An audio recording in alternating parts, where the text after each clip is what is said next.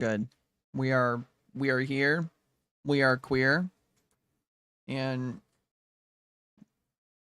have no fear. Cause we're alive, bitch. Let's get this started. Wait. I need this. Let's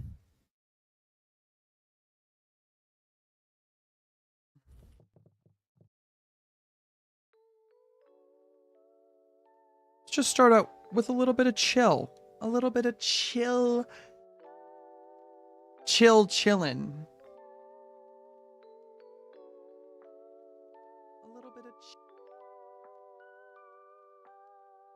I'm gonna never say that again. You know, there's some days I love the way I look on camera, and then there's other days I absolutely despise how I look on camera. Today is one of those days that I'm just not gonna look at stream because fuck, man.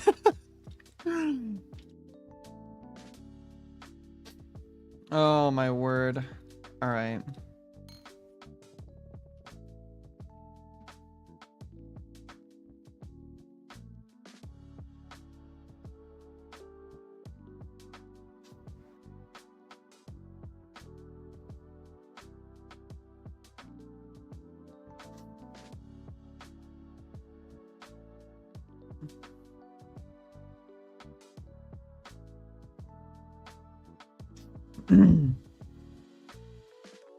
All right.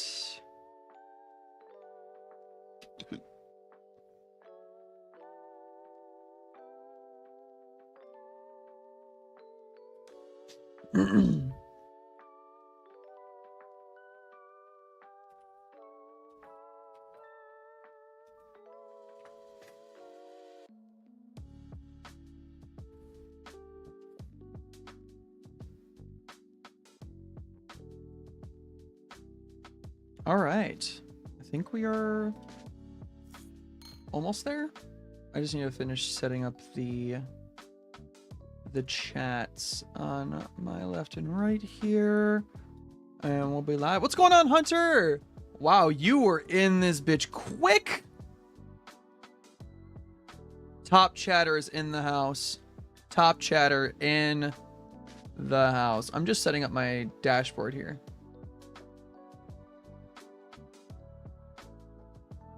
All right. And I'm doing good. How are you doing, Hunter? And I'm doing okay. This just in, my chat box is not working.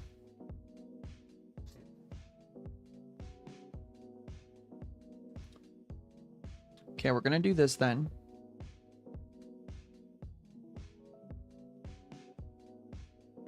Chat box.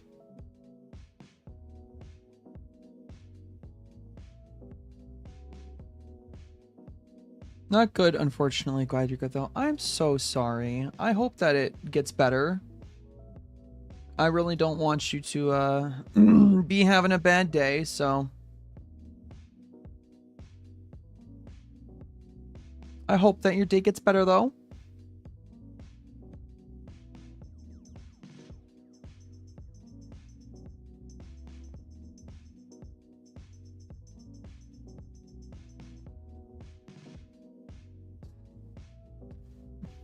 Thank you. Of course. Of course. Always. How do I... Oh, I want to transform it. Do that.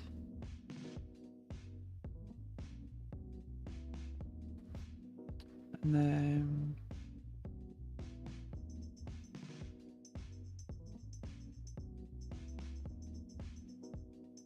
I want to...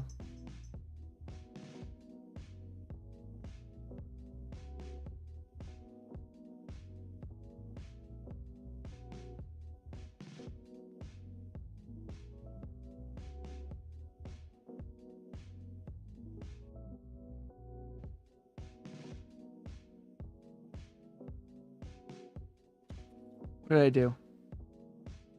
what's the plan for today's stream? So we're gonna be starting out with probably a light amount of reacts, just because I don't want to hop straight into Lyin P. I did that yesterday and it was really fun, but I got really worried about getting burnt out on it. So I want to hopefully get, gosh darn it, I can't figure out this darn chat box. Oh, I know what happened.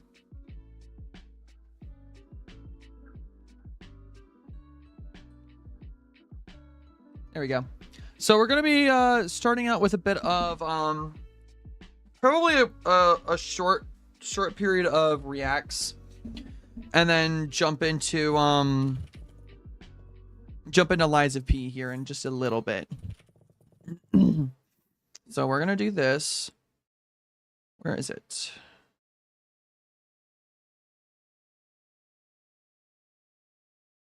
Got the vids lined up.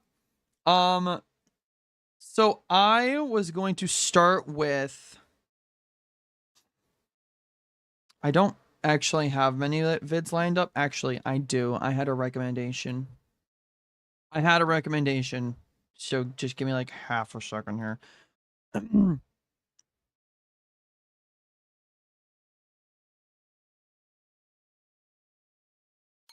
All right. This was the video I got.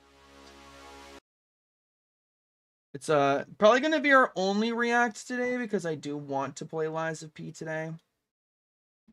But there it is. Called The Bizarre World of Fake Video Games. I saw it on another person's Discord for a react request, and shit looks fire. Shit looks absolutely fire.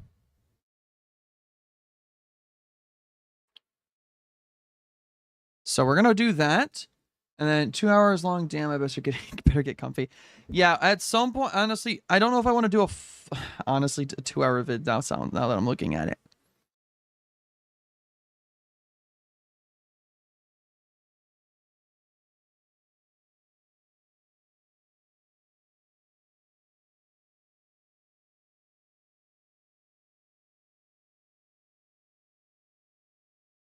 Okay, yeah.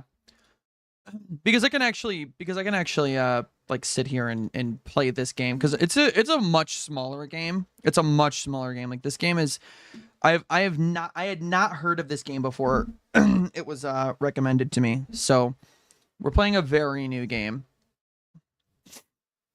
Let me just find it really quick. I do have cereal that I need to finish eating because I'm fucking hungry. It's called The Gunk. It's called The Gunk. And I'm not gonna lie, I want to play it because the name is really funny. All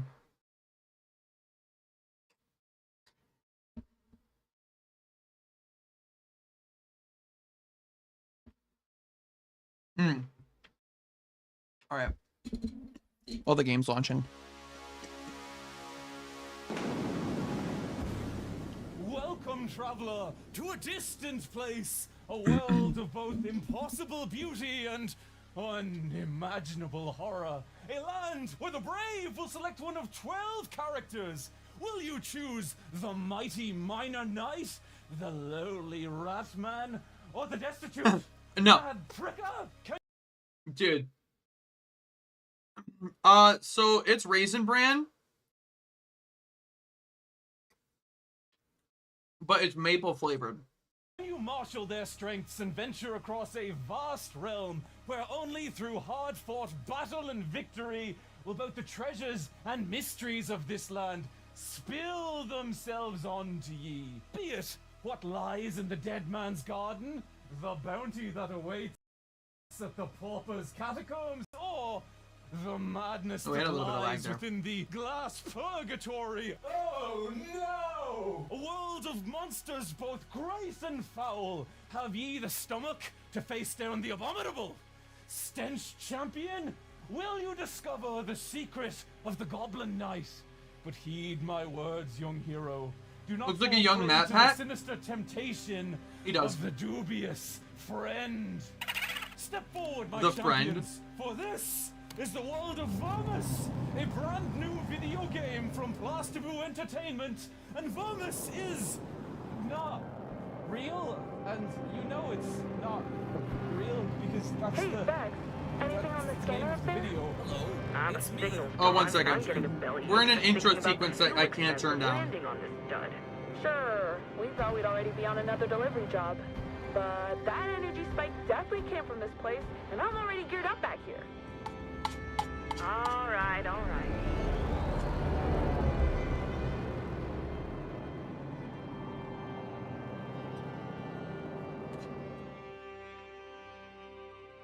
Wait, really? You played this game? All right, cereal has been eaten. I just need to turn down the volume, and then we'll be good to go.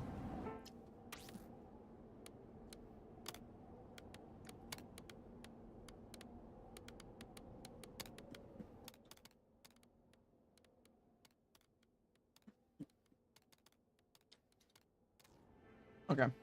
Journey down another internet hole to bring you another one of these Wait, where are my captions? There they go.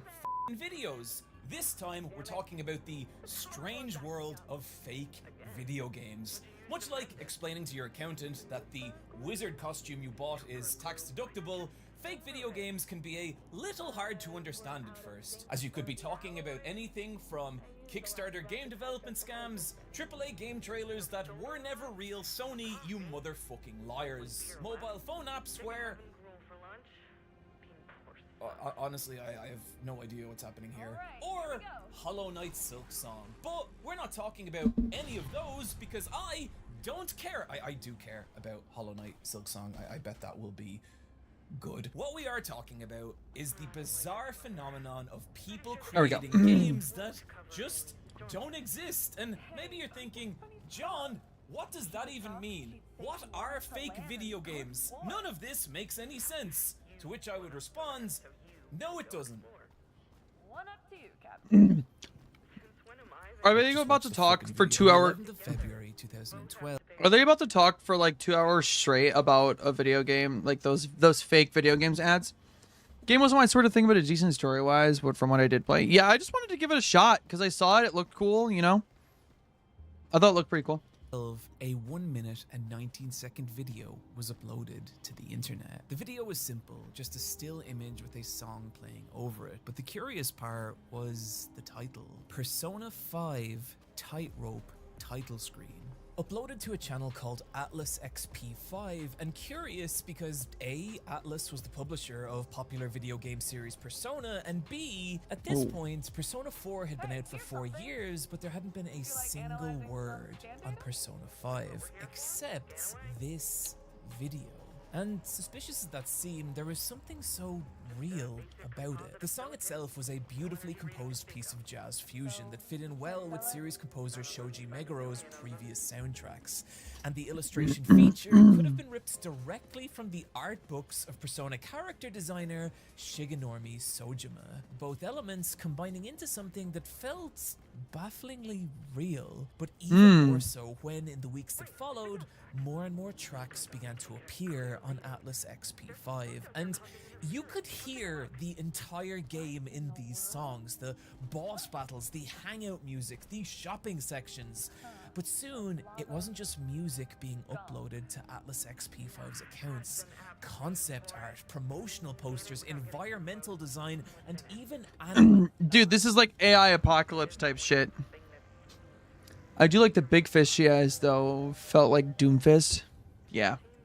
Animated trailers Exactly. began to appear, and perhaps most intriguing, full character profiles revealing a cast of classic Persona archetypes, from the silent Sigma gamer protagonist to everyone's favorite inferior male companion. But where things started to get bizarre was when actual screenshots of the game began to appear. That's some true shit. Inferior male companions. Literally, that's all it is. Inferior male companions. That's all of life. appear, detailing actual gameplay systems like a social media mechanic, as well as a controller layout for what looked like an emotions-driven dialogue system.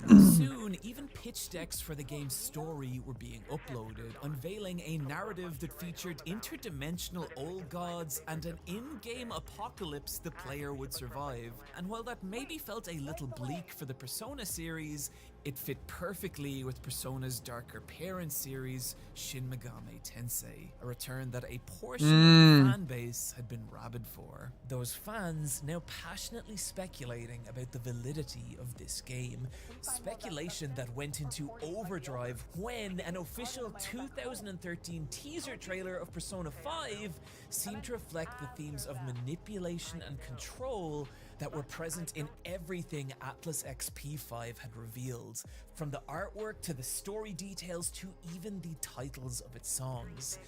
And with this, a tantalizing inevitability crept into focus. Someone within Atlas was leaking Persona 5. And when 2 years later, the official trailer for Persona 5 dropped,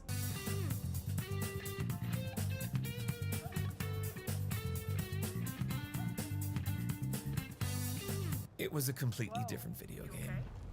So, what in the sweet Kenpachi Ramasama was this? Well, the truth is, by 2015, cracks had already started to appear in whatever this was.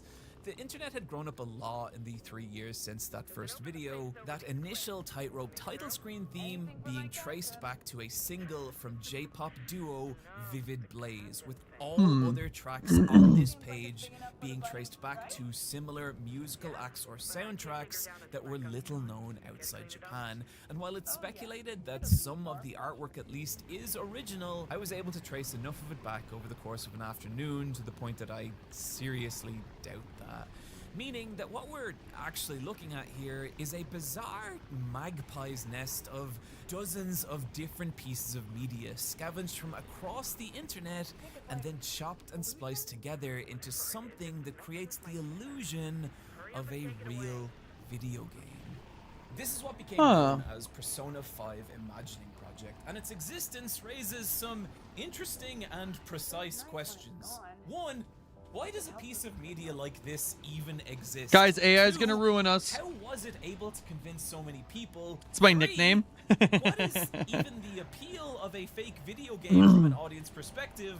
4, why would someone put so much time and effort into making it? And 5, finally, have I wasted a significant portion of my life making this video? Except for that last one, we are going to answer all these questions in relation to Persona 5 Imagining Project, but also a bunch of other weird shit. And so to start, why does a fake video game even exist? And in a way, that answer is simple. See, any idiot can make a fake video game. True. For example, It's literally, it's so funny because it's like, I honestly think the only people who make these fake ads are like people who aren't confident in their actual product. Like that's like those game ads like on mobile apps where they're like the one he showed earlier. And it was like the people who aren't confident in the actual app they made. And like they know it won't actually attract people, but are like just good enough to keep people engaged with the game once they download it. Yeah. And like grifters.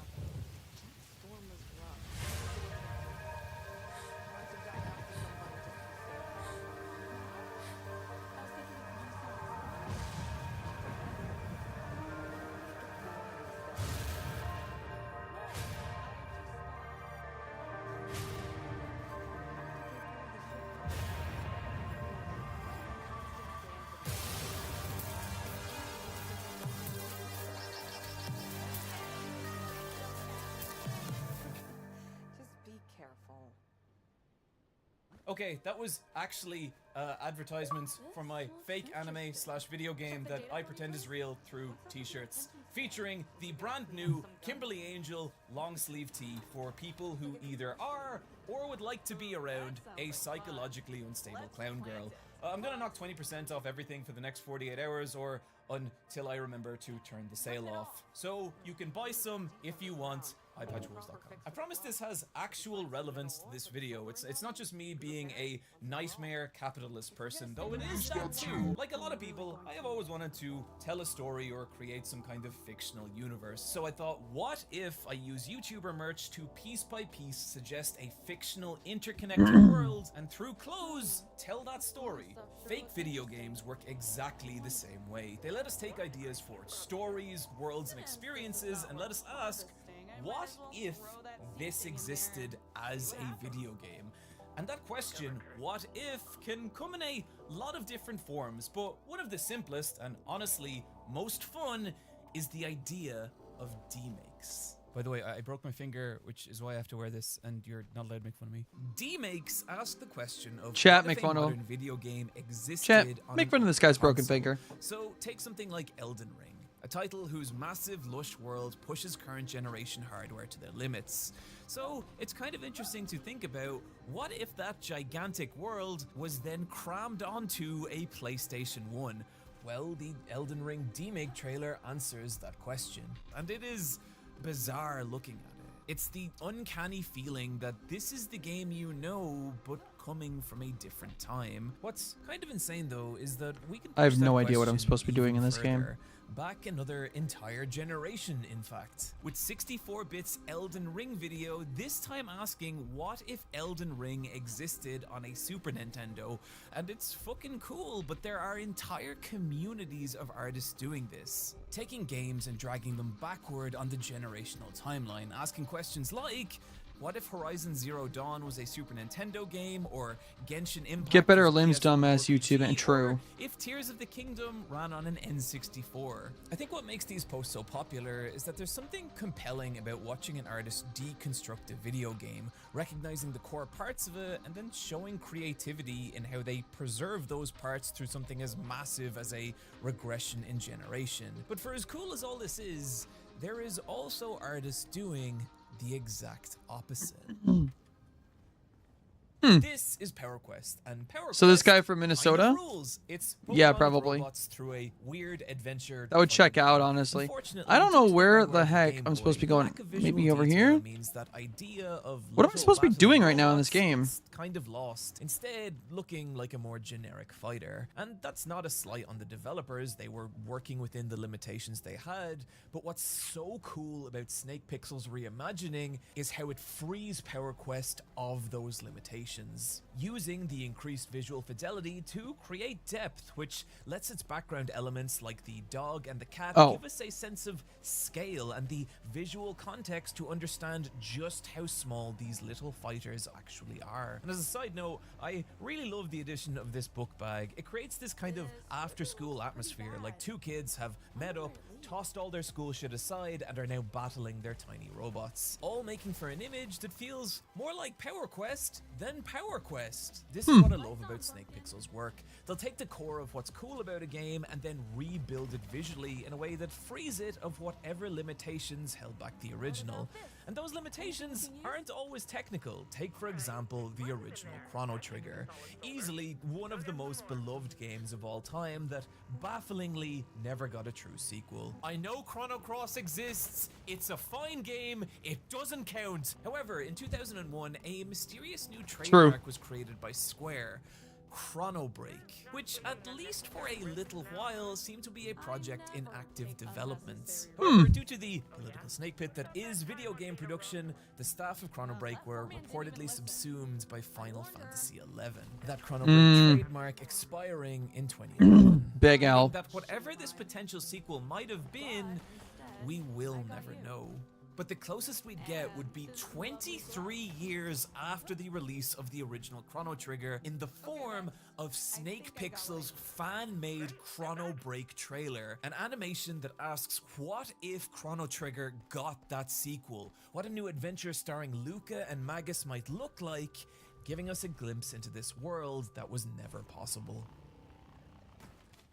This is something really Huh. fun about fake video games. No matter how great an idea is for an actual video game, there's countless Explore different planet. limitations that can stop it from existing. Technical, financial, a company's belief in an IP, or an expectation around what it should be.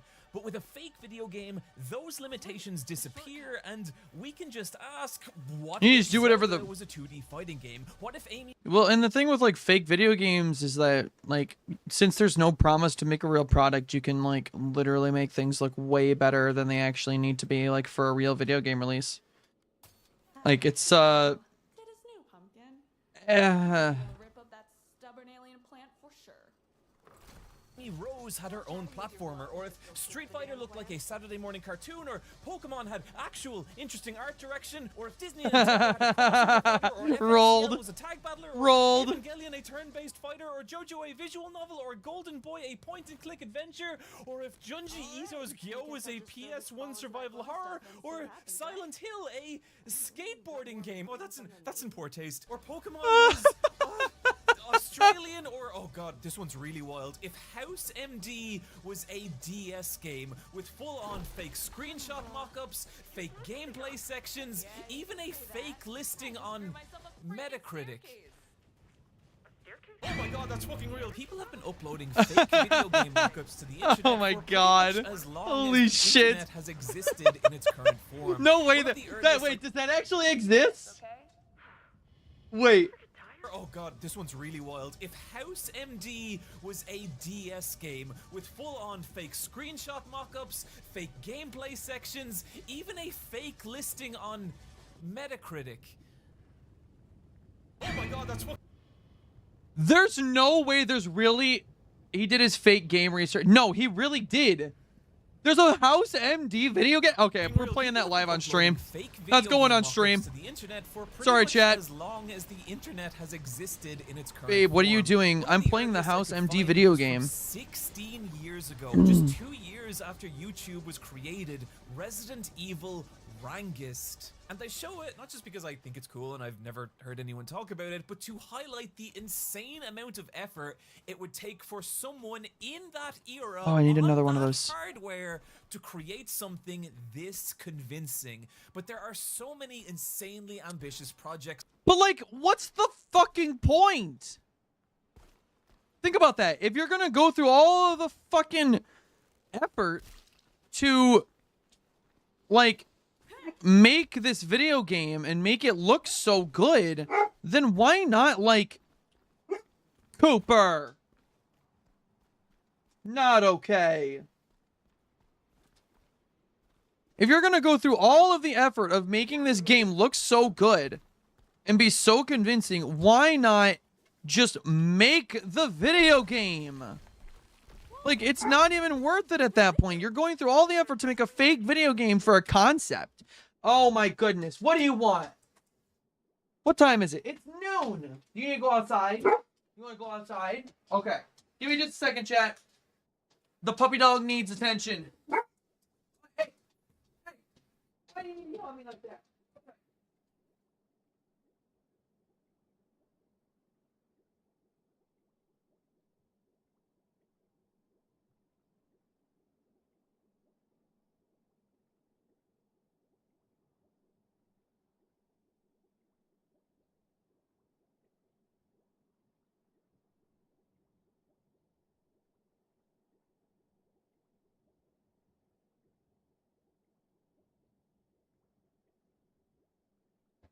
Cooper's really out here saying, let me speak to the people, Piccolo. Nobody's stopping you. I have to speak to them. I'll find you a copy. Maybe to inspire someone to actually ask who can fund-wise. I guess that makes sense. But like this to this day hurts my like soul. Pokugami, which asks, what if early Pokemon games could exist in the style of the original Ken Sugimori concept art? Which, for the record, are some of my favorite illustrations in existence. What are you? And the result is something that has this uncanny nostalgia. So I love his true energy. to His energy's what fucking these games awesome. were, and yet so beautifully faithful to them. Another example being Curio. We really be sucking up this gunk, huh? We be gunking. Cool trousers. Oh, wait. We'll do a fit check. Give me half a second. All right, chat. I decided that today... One second. We'll go here for a second. Today, we're serving cunt. Like, we need to look like we're about to give you the best shrooms of your life. Like, these bitches be looking so good. I'm so, like, glad I got these pants. Like, they're so nice. They're so freaking nice. Anyways. Original Earthbound Player's Guide, dragging out the core of Mother 3 and rebuilding it in this simultaneously impossible but faithful way. One project that takes that concept to the absolute extreme being Onry Boy's Dreambound, asking what if the world of Kirby existed as this bizarre mashup fusing the aesthetic of Earthbound and the gameplay and mechanics of Paper Mario, and everything from the gosh darn gorgeous 9 out of 10, you get the 10. You either need a bag of white powder or a joint to finish the look. I got you. Wait. This is legal in Michigan and I'm above age.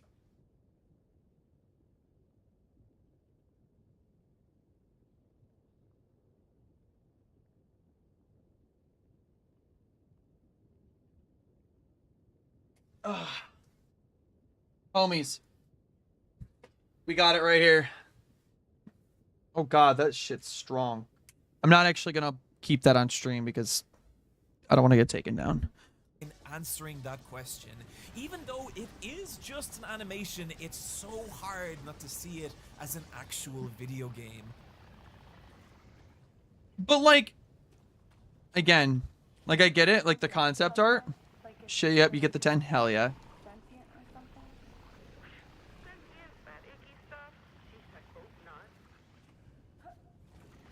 I just honestly... Fake video games exist because they let us ask what if. And so, in the case of Persona 5 Imagining Project, it was someone asking the question, what if a darker Persona sequel existed that tied back to the series' roots of Shin Megami Tensei? That is the basic appeal of fake video games, and as you may be able to tell from the runtime of this video, there is a more complicated appeal that we will get to. But for now, oh, a cave? Let's go. Second question. What is it about fake video games like Imagining Project and Dreambound that our brain looks at them and doesn't see animation or illustration, but video game? Here's an illustration from the artist Arkai2, and it's awesome, a powerful rendering of a dramatic moment from Pokemon Ruby. However, I have removed one small detail of it, and watch what happens when we add it back in. Personally, when I look at this, I see a cool illustration, but when I look at this, I see something else. I see something that asks, what would you do in this scenario? Would you fight? Would you switch? It makes it a Would you game. run? And when presented with these options, my mind can't help consider the scenarios that each might lead to, and by extension, asking what is the wider world that contains this moment, and what other moments within this world might look like. And I think what's actually happening here is really interesting. When we see a screenshot of a video game, one of the primary ways we recognize it as a video game are HUD elements like health bars, weapon selects, and point or XP counters. Visual elements designed to convey specific information to the player that helps them decide how to engage with this world. And if you've been playing video games for any length of time, it's visual signifiers like this that your brain has become hardwired to interpret as video game. And if we remove those visual elements, that feeling that this is a video game is lessened, making it feel more like a traditional image. But if we inverse this and add those same visual elements to a traditional image, it raises that same feeling, nudging our brains into interpreting this as a video game. And that's why it's so hard to look at something like Dreambound and not, at least on some nearly subconscious level, see video game. That's the idea of mechanical content. No, that absolutely looks like a video game. Elements of video games into a traditional illustration. What the animation fudge? To create the illusion of a fake video game. So the question now becomes, how much does mechanical context actually change how we view a piece of media? And to answer that question, I have quite an unusual example. Spend long enough on TikTok in late 2022, and at some point, you may encounter I think I know where he's going. a video in which the viewer from a first-person perspective is approached by an unusual wide-eyed girl. Yep. Sir, my husband's missing and I really need him. Do you think you could help me find him? Thanks. This is Molly Moon, and the majority of her videos go like this. Molly approaching the viewer with an Excuse me, sir. Excuse me, sir. Excuse me, sir. and It's then the NPC. asking you to follow her It's to an a second NPC chat. location, all the while her unblinking gaze, monotone speech, and strange mannerisms implying that she is something pretending to be human. However, Yeah, in the November uncanny valley. Yep, 2022, here we are. these videos changed. Excuse me, sir. Ah, this shit creeps me out so bad. What the fuck? Can you walk me home? Thanks. Why don't you come in for something to eat? I'm hungry. Stop, you're done. It was the same idea. Dude, Molly fucking approaching the creepy. viewer with the So same fucking honest creepy. tone, but now the videos had adopted the aesthetic and mechanical context of an old FMV point-and-click adventure.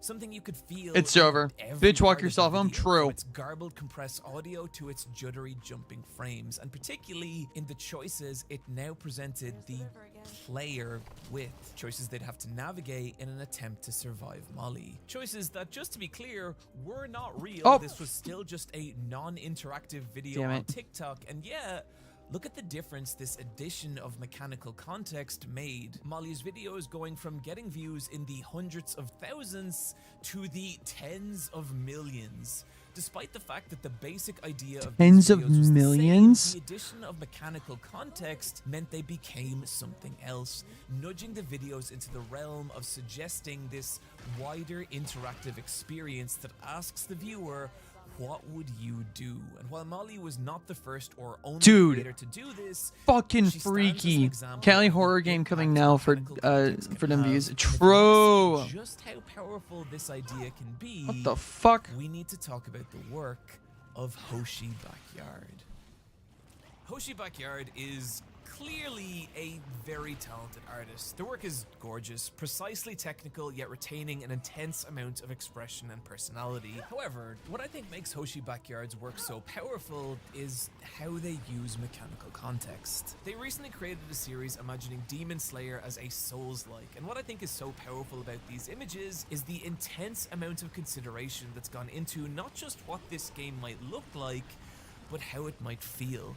As my patrons pointed out to me, what Hoshi Backyard has done here is lifted the UI and gameplay of Sekiro Shadows Die Twice and fused those mechanics with the story and world of Demon Slayer, blending the two into a fake video game so sumptuous and convincing.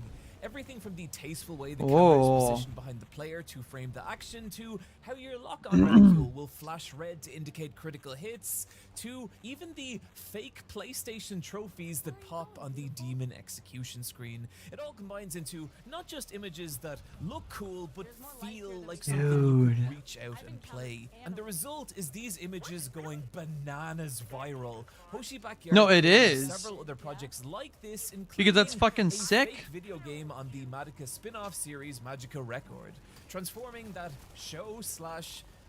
Gashapon nightmare into a non-existent video game by fusing it with the mechanical context of Legend of Zelda Breath of the Wild. And as someone who was not into Record, God, I want to play this game. I can't help picking over every little detail in order to understand what it might feel like. But to me, the most powerful and immersive project Hoshi Backyard has made isn't based off any existing property, but their own original world. Oh, well, and I feel like Backyard's other work. I feel like your like best work is gonna come from originality, anyways. Like if you have your own characters and your own storyline, you're gonna make an infinitely more convincing and interesting game to people.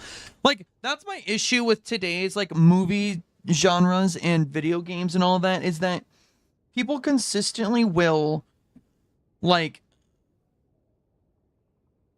make remakes, like the whole like making a new Avatar or making a Fallout show, is all of it's just playing off of nostalgia. Planet is literally a paradise when the gunk's gone. Like it is legitimately, that is all that it is like it is the companies are playing off nostalgia, and that's what sucks, because original stuff like this, like Gunk, this is amazing. This is honestly one of my favorite games as of late. So I feel like you have a much better chance at making good content if you like add originality to it, you know, rather than just taking an IP that already exists, that's already popular, and playing off the nostalgia card. Make something that other people will want to make a nostalgia, you know? Lost Property Control Organization isn't based on an existing IP and doesn't use the UI of any actual video game. Instead, this is a built from zero fake video game, and because of that, the experience Hoshi Backyard is able to craft is completely unique. One of the most enjoyable aspects about consuming fake video games is looking at screenshots and piecing together the kind of experience they might be, with a skillful artist able to suggest so much through just mechanical context, even in a single image. Well, we can tell that combat is a part of this game. The protagonist has a gun, what looks like multiple weapon slots, as well as a health bar and possible stamina/mana bar. It doesn't seem to be the main focus. Instead, the camera's position is tight on the player, much like the secondary camera angles used in stealth games like Metal Gear Solid 2, designed to give you more a view of your enemies than your immediate surroundings. And that, combined with the protagonist's pose, crouching behind a wall, as well as the enemy design itself, ghostly security guards shining flashlights in search of the player, combined with the vision cones of the enemies shown in the mini-map, as well as the audio waveform monitor that could be used to gauge the noise from the surrounding environment, your own heartbeat, or possibly Silent Hill style monster static. Either way, it all suggests an experience where stealth is preferable over direct combat, where slow, careful movement through the environment as you take notice of your surroundings is critical.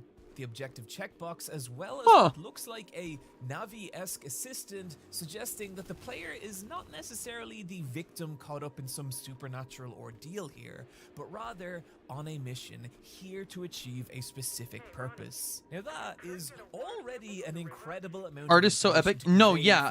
And it's like, The stream doesn't look too inviting out here either. What if the camp gets oh, I thought that was like a the person talking game. I thought it was like my stream playing back to me. That's so funny. But no, yeah, that's the thing with like art, is that art can be so convincing to like real existing video games.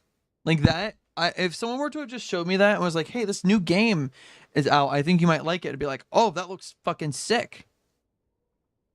You know? One single screenshot, but possibly most. And that's what makes like art so like sad now, is like I feel like I have that automatic skepticism anytime I see art now. Is like I immediately am like, does this look AI generated though? Does it look AI generated though? Like, is this real? Did somebody make it, or was it AI? That's kind of sucks, because it takes away a lot of the charm of art, you know? Curious is the presence of a 24-hour clock that implies a day and night cycle, and suggesting that there could be way more to this game. And when I say could, what I really mean is. I wanted to make the point of how immersive just a single screenshot of Lost Property can be, but the truth is, there are some styles you can't draw because they look too similar to AI art, like hyperrealism. Yeah. Lost Property Control Organization and that exists sucks across dozens because of different hyperrealism images, is awesome. each one adding a little piece to what the experience of this game might be like. There being portions of the game where you socialize with classmates, as well as spend time with members of some kind of shadowy organization. There are dialogue options, classroom scenes, a level up screen, melee combat, crafting menus, boss battles, and when we combine them all together, we get a startlingly clear picture of what Lost Property Control Organization could be. Huh. A survival horror RPG with a Persona-esque day and night system where you spend your days building bonds with other characters, making narrative choices, leveling up your stats, and preparing your equipment before traveling to the Lost Property Control Organization in the evening, where you'll be briefed on that night's mission. Missions where you venture into haunted locations, stealthing past its enemies, as well as experiencing horror set pieces with the objective of tracking down the area's boss monster, whom you must defeat, collect the haunted relic that spawned it, which is what I'm guessing the giant backpack is for, before escaping that area with supernatural forces pursuing you, some of which may even follow you back out into the daylight sections. And goddamn, that all sounds so fucking awesome. Despite the fact that Lost Property Control Organization exists as basically just a collection of PNGs on Twitter, they combine to create an illusion so believable and compelling it's garnered a massive fan following. A fake So, video like, game that they're people just are hoping that someone makes the real themselves thing then, building huh? onto. They're existing not only Lost Property fan art. Have you watched Fallout? I have not had a chance to watch it yet. I want to. I've heard it's good. I've heard good things, but I haven't had a chance to watch it yet, no. Fan interpretations of what its menu music might sound like, as well as animations of what its different scenes might look like in motion. That is how an immersive experience Hoshi Backyard is created here, and that is the power of mechanical context. Despite everything we've raised with LPCO, there is a deeper layer to how it uses mechanical context.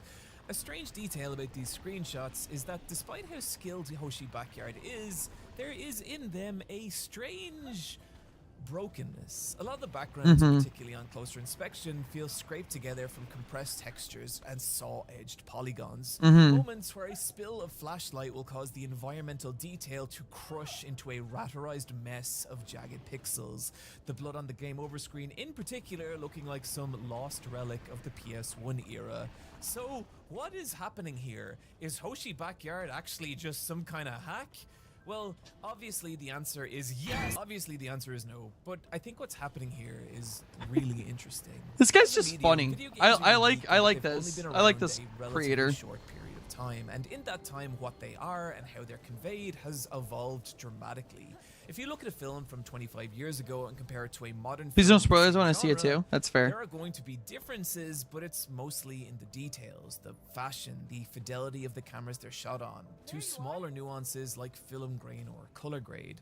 However, compared to video games of the same series across that same time frame, and you might as well be looking at two completely different mediums. And that's because, unlike pre-rendered animated films, video games have always had to generate their visuals in real time on real hardware, forcing developers to make major visual compromises in how they convey their worlds. And the result of those compromises is the aesthetic of video games. Yeah, that's what made video games so lovable, so unique. That's why they caught on. Is there was a lovable aspect to like their inability to be picturesque, you know? Like that's honestly one of my favorite parts about video games is that they're not movies, they're not real life, you know? You would never get the feeling of like me doing this in like a real life thing. Like you can't get a real human to do this, but it's funny that I can do it in a video game, you know?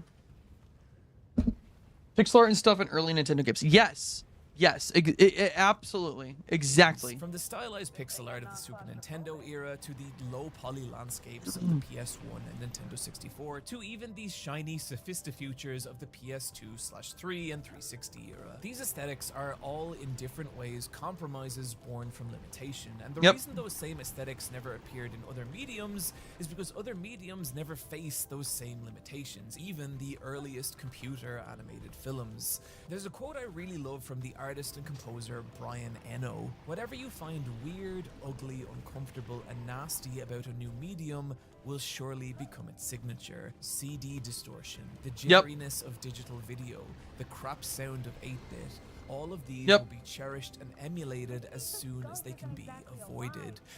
That is what's happening in the background of Hoshi Backyard's work.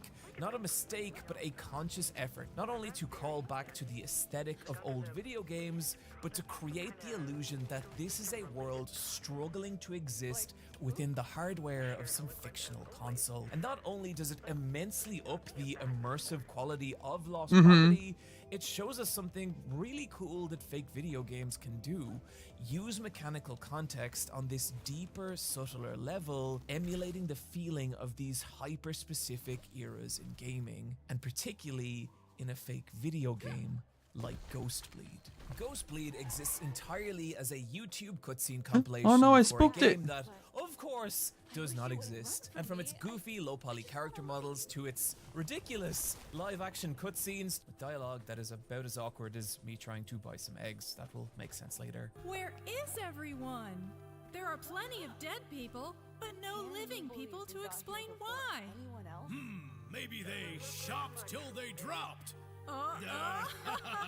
You don't Good thing, too. The big corpse would troll every last bit of... Is that a real video game? They said shop. Homie's sitting there looking at a dead person and says they shopped till they dropped. need me to tell you that Homie. Ghostbleed is a lampooning of the original PlayStation 1 Resident Evil.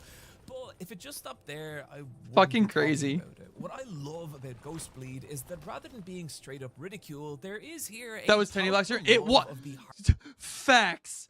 Facts. That was straight up Tiny Box humor. hardware and limitations of that era of games. I'm looking for my daughter. Rita, have you seen her? She looks like this. Something you can see in not just the Homie, what the low-poly, fuck? aliased and pixelated visual. I love that in like modern media as well, that they'll take those like pictures like that. Like, let's go back to that frame. Ali aliased and pixelated on Resident Evil. Wait, give me a second. Just stop there, I wouldn't be talking about it. What I love about Ghostbleed is that One rather than second. being straight up ridicule, there is here a palpable love of the hardware and limitations of that era of games. I'm looking for my daughter. Rita, have you seen her? She looks like this. Like, they'll take this PNG and we'll paste it like on it's like Amazing World of Gumball joke, where like they take a picture like this and it's super pixelated and they're like, wow, that doesn't look like a very good picture. But then they like get to the point where they find this person and they look exactly like this. They just copy paste this PNG onto the screen and animate it. Something you can see in not It's just the hilarious. That's my low-poly, favorite. That's the aliased fucking and pixelated funniest visuals, stuff to me. But in how Ghostbleed obsesses with capturing the mechanics and aesthetics of that era. There are big glowing item pickups. There are codec calls. There's even fake PS1 CD reading noises as its fake cutscenes load. Hell yeah. Incredible. And it all creates this kind of innocence, one that's not only palpable in the big, blocky, oblivious faces of its characters, but in their personalities, in their complete lack of understanding of the danger they're actually in. Ouch. Officer Rodriguez! Are you hurt? And I really genuinely love this. You're But it's easy done. to look back at the original Resident Evil now and see it as this outdated relic of survival horror's past. What this was a group of developers given technology and creative capacity that would have been unimaginable just a few years prior. Jesus You can Christ. see the shaky wobbles of That goes those hard? first Yeah. footsteps everywhere in this game. From the goofy live-action Sir, cutscenes are to you this hurt? immortally awkward voice acting. And yeah, it's silly, but it also teams with the innocent ambition of a group of people really learning to do something for the first time. And it is that innocence that Ghostbleed captures so beautifully. To the point that it becomes more than a parody. It becomes this kind of uncanny piece of nostalgia. And in terms of fake video games creating uncanny nostalgia, Ghostbleed is just the beginning. There's this video called PS2 with my friends in 2001, and it shows 4 boys experiencing a PlayStation 2 for the first time, and goddamn, everything about this video, from the games they play, including the Zone of Enders demo disc of Metal Gear Solid 2, easily the most 2001 piece of media in existence, to the box TV they play it on, to even just the console resting on the cream carpet below it. I remember this I have been these people, this video is a time machine. This kind of content Dude. is typically called Holy nostalgic shit. horror. Images, videos, and even sounds designed to bring you Mushroom back to doesn't a exist. specific Got it. time and specific place in a way that can be comforting, uncanny, and often deeply liminal. The aesthetics of old video games are a huge part of nostalgia core for reasons that I'm going to trust you understand at this point in the video. But where things start to get wild is when people take those nostalgic scenes and rebuild them through the mechanical context and visual language of old video games. That's it. Getting my friend over, loading up the PS2. Yep. I'm throwing in MX versus ATV. Who's coming over? Using UI like item menus and save screens, as well as popular fonts from old video games, all filtering through what looks like these screen tears and scanned lines of old burnt out monitors. And the result is these hyper nostalgic uncanny worlds, places you have never been, games you have never played, and yet feel so familiar and even comforting. In a lot of these pieces, there's a kind of longing, a yearning for some lost part of your past. Like these places used to be a part of you, but at some point they disappeared from your life, and now years have gone by. You're older, lonelier, and tired. Hey, stop. Stop it. Stop it. This video needs to stop right now. I am 23 fucking years old. Somehow, Stop. In this moment, you found your way back to this impossibly nostalgic space, and it's okay to rest. It's okay to enjoy life in that simple way that you lost so long ago. And man, I get it. Feels bad, man. I miss how the light hits a cracked PS1 Feels case bad, as man. a Feels Linkin bad. Park CD skips gently in the background. The smell of Domino's pizza cardboard filling the room as you and your friend play Street Fighter Alpha 3. You never realize it at the time, but those were the simplest making me moments sad. of your entire No, stop. Stop it. Stop. He's actually making me so sad. I'm smiling, but he's making me so sad because I'm smiling through the pain. And they're gone now. Now you pay taxes. Stop. Now a good 40% of conversations you have are you asking questions about things that you will never care about. You drink too much coffee because you don't sleep right, and somehow that makes sense to you. Remember Zach Morris, star of 90s youth comedy Saved by the Bell and generational symbol of boyhood rebellion? Well, he's 50 and he looks like this now. You go to the shop to buy some eggs because omelets don't have a lot of calories, but the credit card machine isn't working, and the shop assistant says that you can just pay in cash, and you tell them that you don't have any cash, and then you both just stare at each other for the longest 5 seconds of your entire life, and you clarify that you do have cash. It's just that it's just in the ATM. So you walk to the back of the shop, but for some reason the ATM says your credit card isn't activated, and you don't know what that means. And so you turn around and you just start walking out of the shop, but as you do, your gaze once again collides into the vacant, distant stare of the shop assistant. And you're still walking, but now you're both just staring at each other, and it feels weird. And then you just feel the words crawl out of your mouth. I think the animal might be See hurt. you later. I want to check on it. And the confused, empty look on the shop assistant's face haunts. Okay, I need a break from this. I need to go use the restroom. For fuck's sake. Why does this make me feel so old? All the time.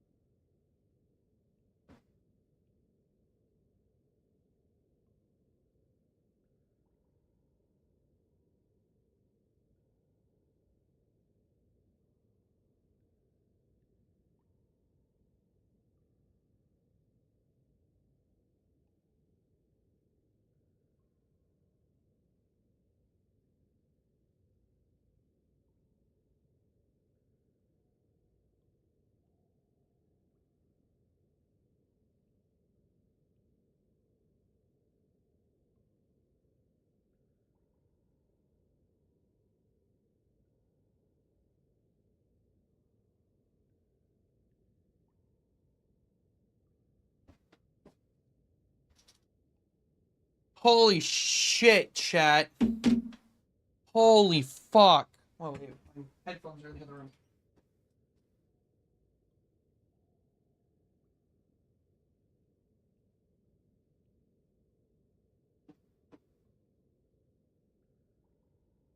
That was horrible. That was like the worst experience I've had ever. Holy fucking fuck. Thank you. Thank you for the welcome back. Hope you guys didn't get too bored without me. I wish I would have put on some music. I went to go pee and I met God. Anyways, You the entire let's get back to feeling completely called out and sad. of the day until it's 3 a.m. and you're awake on the shitter clutching your phone because you drank too much fucking coffee.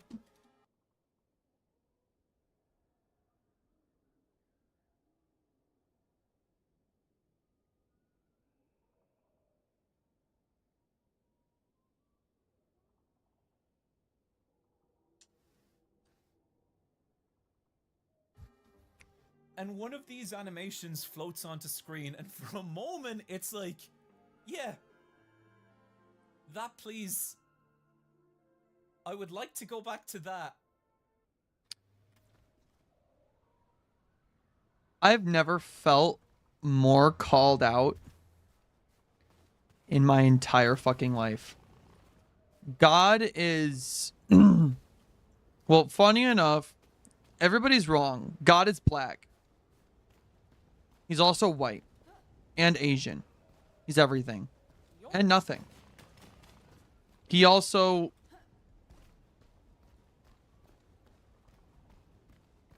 he is also a she and a they, and they hate all of mankind because there's no reason I would have just gone through what I went through if God was good, you know? Anyways, I would really like that. Some of you are too young to understand what I'm talking about. Don't worry. You will. Mechanical context is what damn, makes a fake video homie, game stop. feel real. And so tying this back to Imagining Project, while it's lighter on mechanical context than a lot of the other fake video games we've talked about, you can still see it through book prompts on it. Oh shit, I forgot to... One second, I have to clean my ears.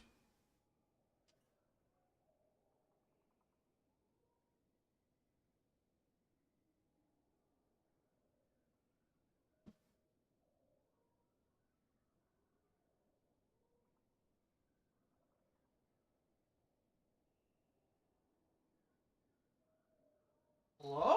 Where's my ear cleaning spray? Hello?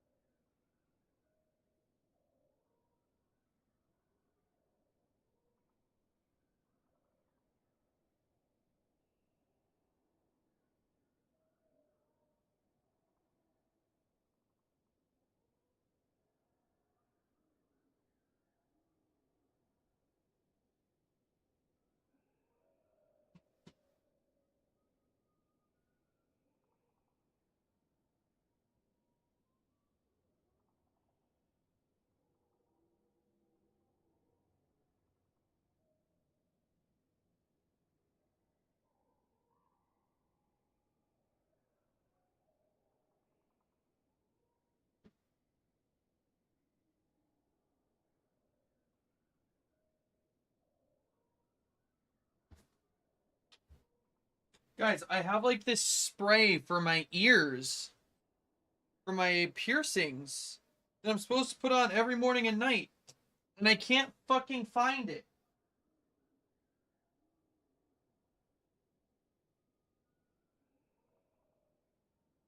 Bro, what?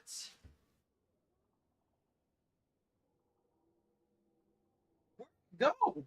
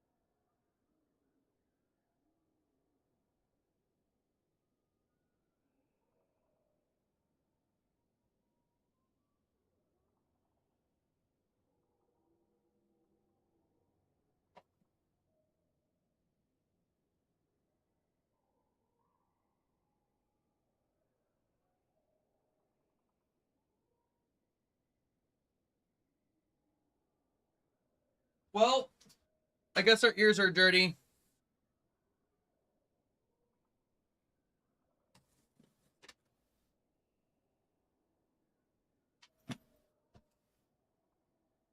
I'm actually crushed by this. I need this spray. I need to keep my ears clean.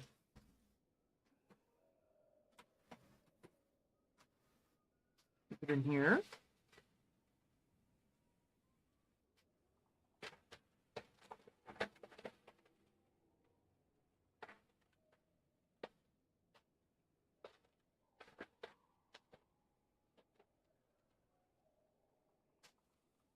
No.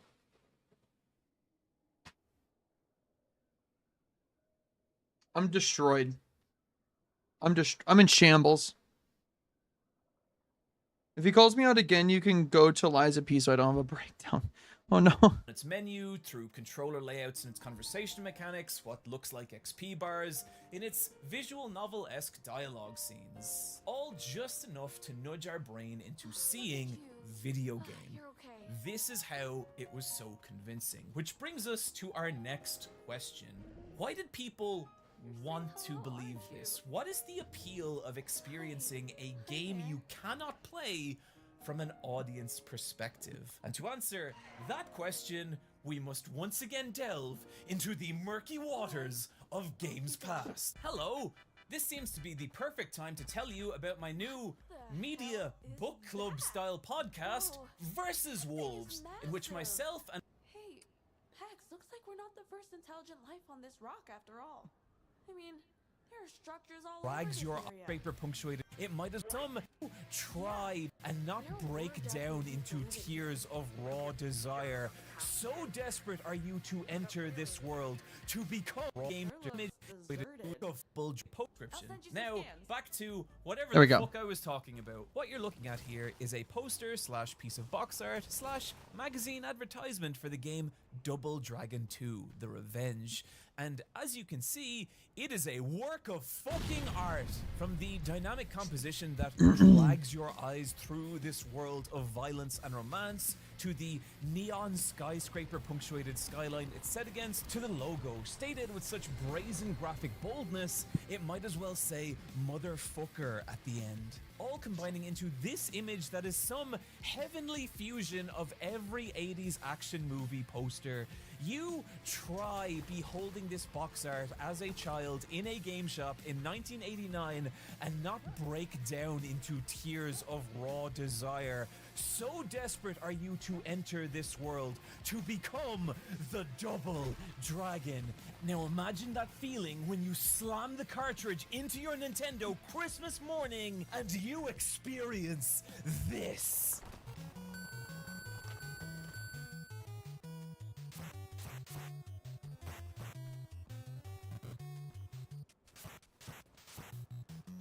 My point here is really not to talk shit about the graphics of a 30-year-old game, but just to point out that the world presented by this poster and the actual experience of Double Dragon 2 were quite different.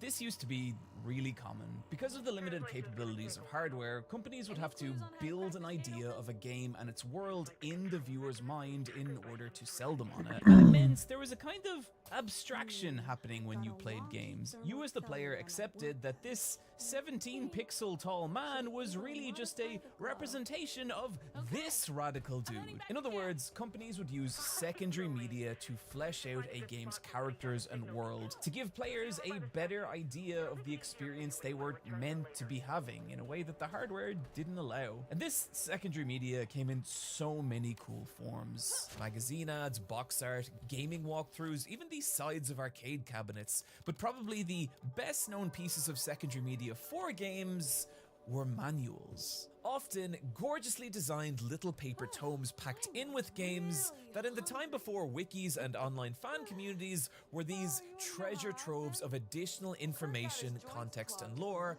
about the worlds you were meant to be experiencing, often coming with these really elaborate illustrations and even world maps. Some, like the Link to the Past walkthrough, even having these intricately designed little illustrations of every piece of equipment in the game. Famously, the Earthbound Manual was a full-on in-universe travel guide with photographs and artwork of its different locations, fake newspaper articles written by its characters reacting to the events of the story, and even photos of these beautifully made little plasticine models of nearly every character and enemy in the game. So ask yourself, why does this exist? And sure, you could argue it was a packed-in game guide because Nintendo was... I gotta switch headphones. He needs to learn to say something else. Well, I'm going back out as soon as the sun's up. That animal I saw, I can't even describe it. It was so beautiful. And we've discovered traces of an old civilization. Who were they? And can it tell us something about the energy? Because my ears are starting to hurt. You should come with me for once. I need to find this cleaning spray. I need to find it, like right now. Maybe we'll get famous. I can picture the headlines. Scavengers discover unknown alien world. Make a fortune. Scrappers try to escape debts, die in agony on shitty space rock. Everything's gonna be fine. I can feel it in my guts. Wish my guts were more like yours. Planning on sitting out here all night or what? Just a bit longer. Suit yourself. I'm in the bunk. Lights out, Kurt. You don't serve.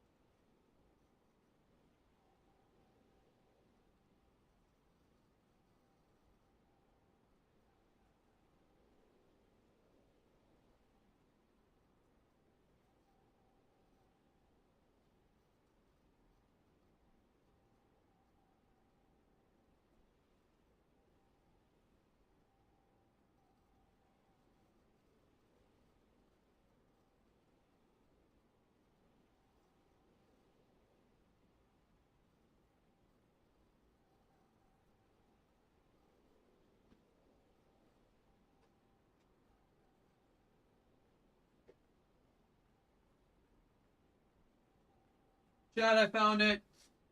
I found it. Ugh. My ceiling piercing solution. I need to spray my ears.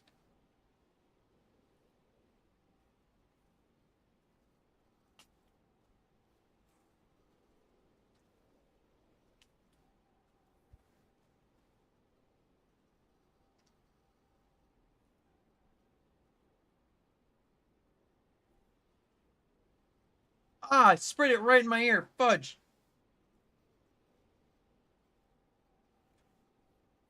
Okay.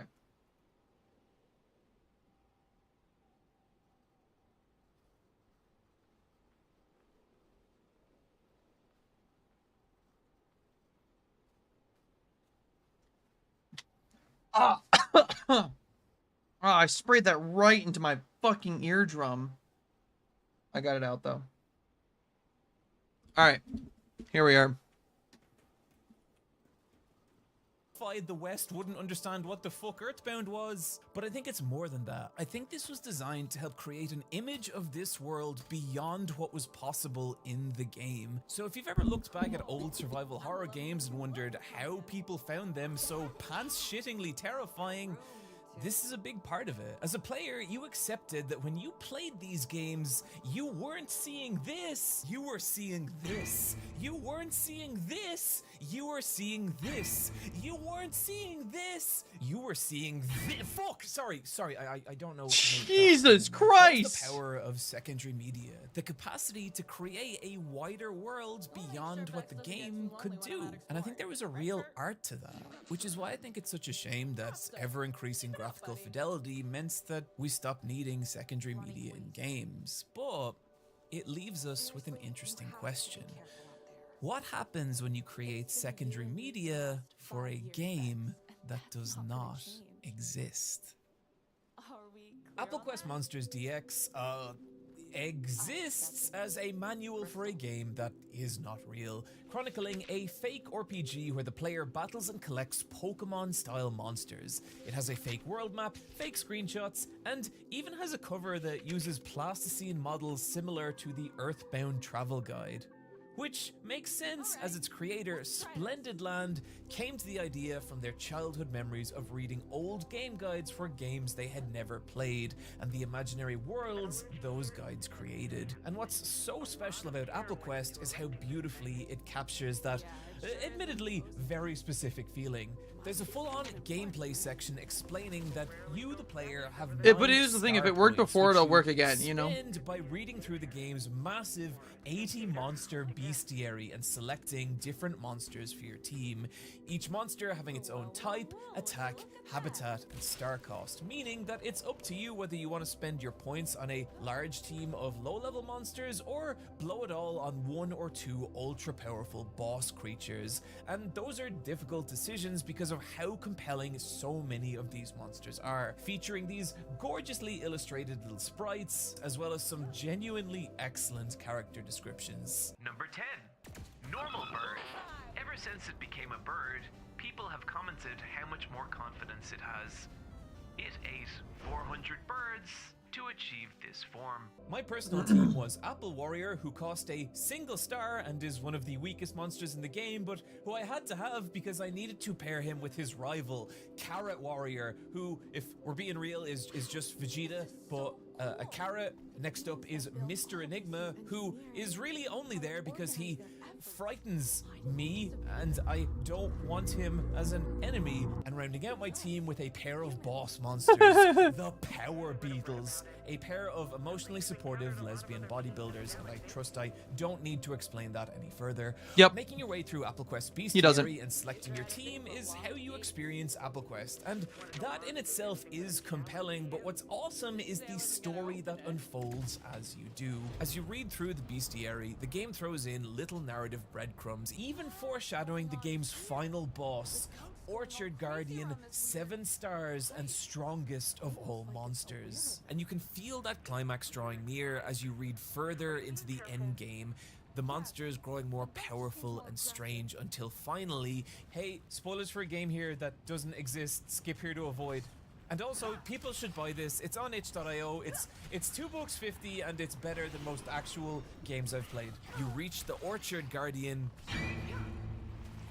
who has been murdered by Little Apple Warrior, his own weakness driving him mad, creating a lust for power, only for his best friend and rival Carrot Warrior to try and stop him before he's transformed into the Lord of Eden, a 12-star power monster, only to be defeated by you and your team and forgiven by his best friend Carrot Warrior, the final monster of the database being the two spirits ascending to heaven together, because no matter what you become, there's always still a trace of the person you were, and the people that really love you will see that. God, I need to go back to therapy. What's special about Apple Quest Yeah, is how this thoroughly guy it needs creates to the go back illusion to of a real therapy. game world, and primarily not even Jesus through mechanical Christ. context like we've been talking about, but by building a game through the supplementary material of a games manual. Apple Quest not even being the only fake video game that does this, there are others, like Fever Nights, a game that exists purely through an official walkthrough for a game that, once again, it's not real. Or taking this one step further, Bird World, a fake RPG that exists not only through a beautifully illustrated fake manual like Apple Quest featuring location art, NPCs, party member profiles including how to recruit them, and even a level up table showing what attacks they learn when, but also through a fully composed soundtrack covering the entire fictional span of Bird World, suggesting everything from a non-existent opening menu with its fake title theme to even an ending title crawl with the melancholy piano of its final track. Oh, shoot. By Bird World. The combination of both Bird World's manual and its soundtrack combining into a powerful image of what this game would be. An RPG rooted in the era of the That's Super so Nintendo. like This was an freaky. innocent, hopeful- It's like it's like they just made a plan for a video game. That's all it is. They made a plan. That's insane. Time for role-playing games that were often less about stopping whatever world-ending threat that the plot hung on, and more just exploring a gigantic, colorful, and weird world and the joy of discovering what waited there. Bird World, with its laid-back soundtrack and colorful art, capturing that feeling beautifully. But where Bird World as a concept gets kind of insane is that this fake video game also has a fake sequel. As games advanced from the Super Nintendo era to What? the PS1, maturing audiences as well as evolving hardware meant that RPGs took a darker, more introspective turn, with games like Xenogears, Final Fantasy VII and VIII, or Kadelka, often taking place in these grim worlds whose problems were more complex than any one single threat. And what is so special about Return to Bird World is that it takes that evolution of RPGs and works it into its story, taking place 1,000 years after Bird World, but now the colorful, lighthearted universe has suffered a great calamity, resulting in a far bleaker feeling game, an evolution you can see in everything from the artwork of the manual, which has gone from these soft, exaggerated, cartoonish characters to sharp angle designs that feel more in line with the Ooh. illustration work of Tetsuya I would play Bird Nomura. World. Its I would. simple, flat landscapes now bathed in I would shadow. be But upbirding most my world. impressively, listen to how this same evolution is conveyed in the Return to Bird World soundtrack. Here's the theme of Enoki Village from Bird World 1, which I have to keep talking over or this video will get copyright struck. But you can hear what a jaunty tune it is. And here is Enoki Village's theme from Bird World 2. And oh dear, listen to that despair. Listen to this place now desolate and hopeless. And while the soundtrack does keep some of the nautical absurdity from Bird World 1, it also punctuates it with far darker tracks, like The World Descends into Chaos, whose metallic, discordant sound speaks to a planet pulling itself apart. The idea of bringing a game world to life through a soundtrack is so cool, but the crazy part is, Bird World isn't even the only fake game that does this. Louis Zong's Boss Rush is an album of boss music for a game that, of course, isn't fucking real. It is great and it deserves its own section, but God, I keep discovering new fake video games, just like the games I talk about in this video. This video will never exist if I do not commit to just finishing it. Unlike the other fake video games we've talked about, rather than showing you what a game might look or feel like, these games instead create the illusion of a game through secondary media. And that's exciting, and you can see how this applies to Imagining Project, a fake video game we experience only through a fabricated press leak, which creates this entire other layer of intrigue. What is this game on the other side of our limited viewpoint? And that can be a really fascinating question. And it brings us to one of the strangest and most mysterious fake video games in existence. Over the extremely long course of making this video, I put a call out to my Twitter followers for fake video game recommendations, and as ever, my human-powered search engine did not disappoint. But one of the most striking returns wasn't so much a fake video game as it was a single mysterious image. A picture of an old desolate house drawn in stark black and white pointillism, like it's being generated on some old beat up processor. Its atmosphere thick with a subtle dread, and the text, "You sense a presence somewhere in this room. Proceed." Whatever this was, I wanted to see more, the only problem being that more didn't seem to exist. The only information I had to go off was a Tumblr tag, Ghost Gods, leading to a blog that no longer existed. Even when viewed through the Wayback Machine, it showed a page empty of artwork. It was frustrating, and I'll save you the tedious internet scavenger hunt that followed, but I did eventually find an old archive blog of all Ghost Gods work, posted by Ghost Gods themselves, even detailing their reasons for deleting the original. And while I fully understand the pull to delete everything you've ever done and disappear from the internet, I think it's a real loss in this case. What really got me about that first image was the atmosphere, and my god, was that just the beginning. Within Ghost Gods work, there were environments. This game is beautiful, by the way. Everything from a kind of melancholy coziness to others an ambiguous dread. Like something here is wrong, you're just not quite sure what. Other pieces were more unsettling, some even showing these beautiful and horrific nightmare creatures.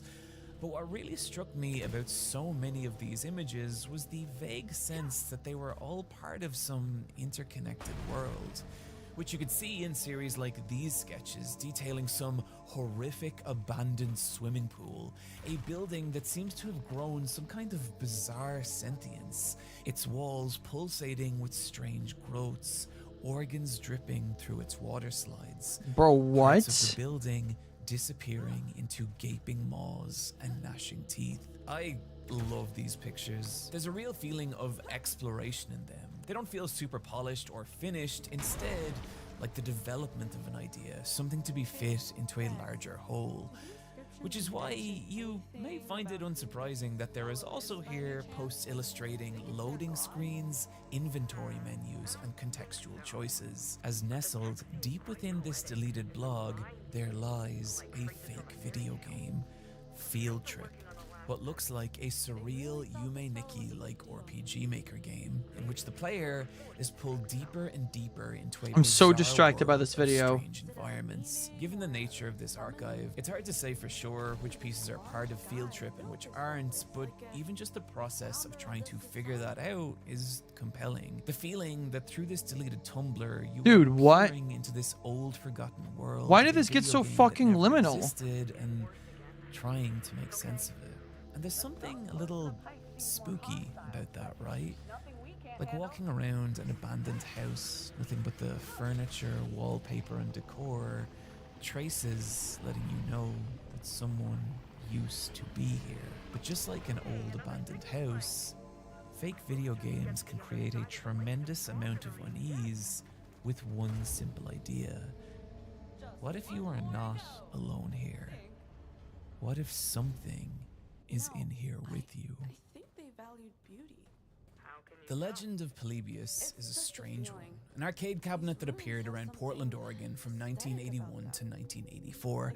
So addictive that massive lines would form in front of it. Some of its players later suffering from amnesia, vomiting, and nightmares. Stranger still were the rumors of men in black coats that would be seen performing maintenance on the machine, who didn't collect its coins, but were collecting something. There being rumors that Polybius was part of a government-run mind control experiment. Given some of the wackier exploits of the US government, none of this is as unbelievable as you'd think. There were actual newspaper reports of video games causing sickness in the 80s, and the FBI really were monitoring arcades, but mostly for drugs as opposed to mind control was what they'd want you to think. The truth is, there's very little proof that Polybius Kelly, ever actually existed. talk to you and watching has improved my mood a bit. Thank you. Oh, I'm so freaking glad, dude. Honestly, to a wider public, honestly, the that's so good to widespread know. urban legend of a video game housing some kind of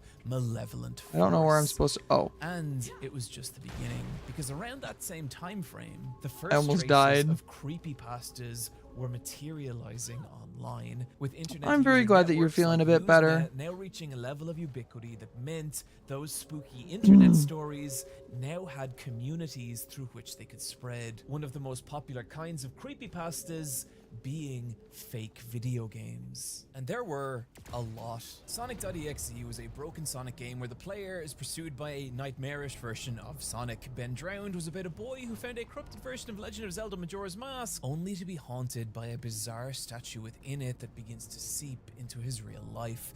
Hero Brian was a Minecraft creepypasta about a strange white-eyed figure that could sometimes be seen stalking the player from a distance. Mr. Mix was a typing game so difficult it caused panic attacks in players, the few who reached its final level discovering something so disturbing that they refused to speak about it. I could go on here, and I shall. Mario 128, Luna, Pale Luna, The Theater, Misfortune.gb, Animal Crossing Dead Town. Every copy of Mario 64 is unique. The Haunted Nest Godzilla game, Mr. Bones Wild Ride, Dying Happy, Who Are You Running From? The Butcher's Nursery, Into the Forest, Playing Along with Evelyn, JVK1166Z.esp. Anyway, that's actually probably enough for you to get the idea. Covetous, Never Forget, New Game Minus, Pokemon Snow on Mount Silver, Pokemon Lavender Town Syndrome, Pokemon Strangled Red, Heard of that one. Pokemon Come Follow Me, Pokemon Black, like before the actual Pokemon Black, Pokemon Dead Channel, Pokemon Buried Alive, Pokemon Lost Silver, Pokemon Ash's Coma, Pokemon Oh God, Dotrio's got a gun! Okay, I made that last one up. What I want to ask here is why? What is it about fake video games that make such fertile ground for horror? And I think that's a combination of two things. One, as we've talked about, all fake video games really are these little abstract worlds. And two, the best definition I have ever heard for horror is that horror is the dissolution of our world's boundaries. What this means is that in order to exist in our world and feel like it has some semblance of safety and order, there's certain rules we have to accept as reality, that we are safe within our homes, that our loved ones would never hurt us, that the dead cannot come back to life, or that we are the dominant species within the universe. It's those boundaries that make the world make sense, and horror happens when those boundaries dissolve. What is a haunted house but a space where the rules we understand the world by break, and through those cracks in reality, we see something sinister. Fake horror video games work exactly the same way, but what's so cool is how they can convey that idea through the language of video games. There's a specific thing that happens when a video game's world breaks: glitches.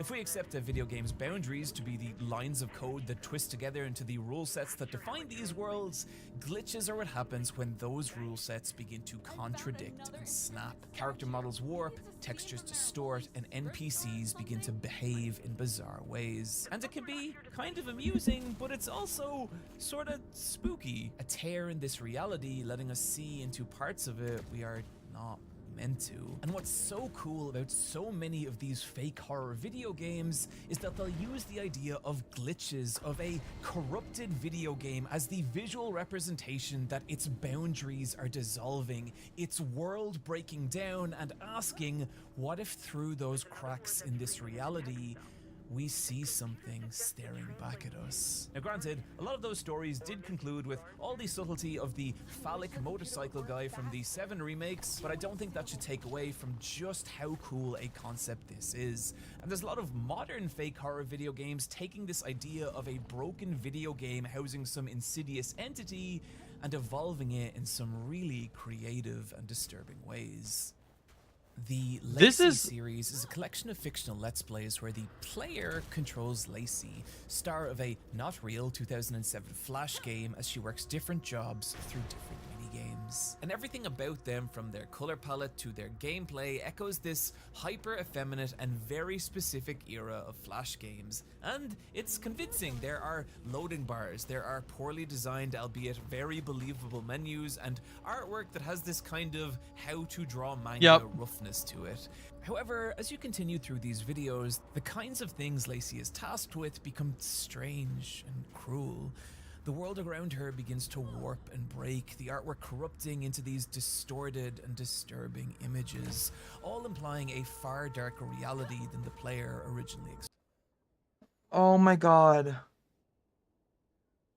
Dude, it's getting so creepy. And it's awesome. To me, it captures the very unsettling vibe of mid-2000s internet, a place less so of monolithic social media platforms and more tens of thousands of disparate user-run websites. Meaning, stumbling into something that you really shouldn't have was common. But Lacey's captures that feeling beautifully. But also, through the corruption of this world, it forces you to ask the question of how does something this fucked up come into existence, and the kind of person who would make a game like this. The fictional creator of these games, not the actual creator, who seems fine. Lacey is interesting because it involves that core concept of some insidious entity or awful truth at the center of a broken video game, but there are a lot of modern horror fake video games exploring that same idea. Petscop is another fictional LP series about collecting these delightful little creatures before gradually peeling back the layers of this reality and revealing the disturbing truth as to why it exists.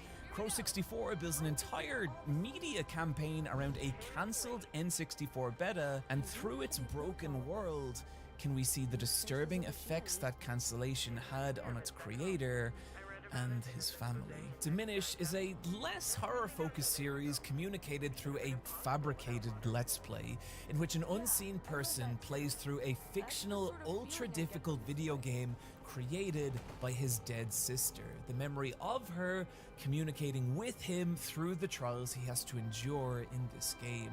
All these games are cool and interesting and worth deep dives, but unfortunately, I have only so much blood in my veins. But there is one I just have to talk about. Oh my a god. fake video game that takes the concept of an insidious force hiding inside a corrupted game world to a whole other level. Doki doki. Valverde begins like a lot of old creepypastas do. Someone finds a videotape in a forest, and when they watch it, they see better footage of an old, unreleased video game. But it's in this footage that Valverde begins to peel itself apart from everything else. It opens with a fake PlayStation boot-up screen. There is a language select, a strange memory card reader screen, even an introduction movie that is skipped by the player. By the time you hit Valverde's title screen, it already feels bizarrely real. This is too much effort to be an actual fake video game, right? And that uncanniness does not go away, as upon selecting a new game, a fully animated opening cutscene plays. The player then taken through a character creator and zone select, and from here, we touch down in a gorgeously designed village. Wouldn't it be easier to just make it? But infinite charm. The little villagers going about their little lives, working their little jobs. As a new resident of this village, your goal seems to be nothing more than to integrate into this community. The Fox Mayor, whose authority has been vested in him by something called the Smiling One, I'm sure that's fine, gives you a house whose previous owner left a long time ago and has never come back. That's also fine. Clearly there is nothing of concern happening here. We could stop right there and Valverde would already be one of the most impressive fake video games we've talked about. Wow. Everything from its lo-fi graphics drowning it in uncanny 32-bit nostalgia, to its mini games, to just the care that's been put into its menus, intricately designed and bursting with different icons suggesting so much of what this experience might be. It all so completely captures the feeling of staring into this little video game world through some lost beta footage. And that is when Valverde has you where it wants you, as the feeling that there is something else in this world with you begins to creep in.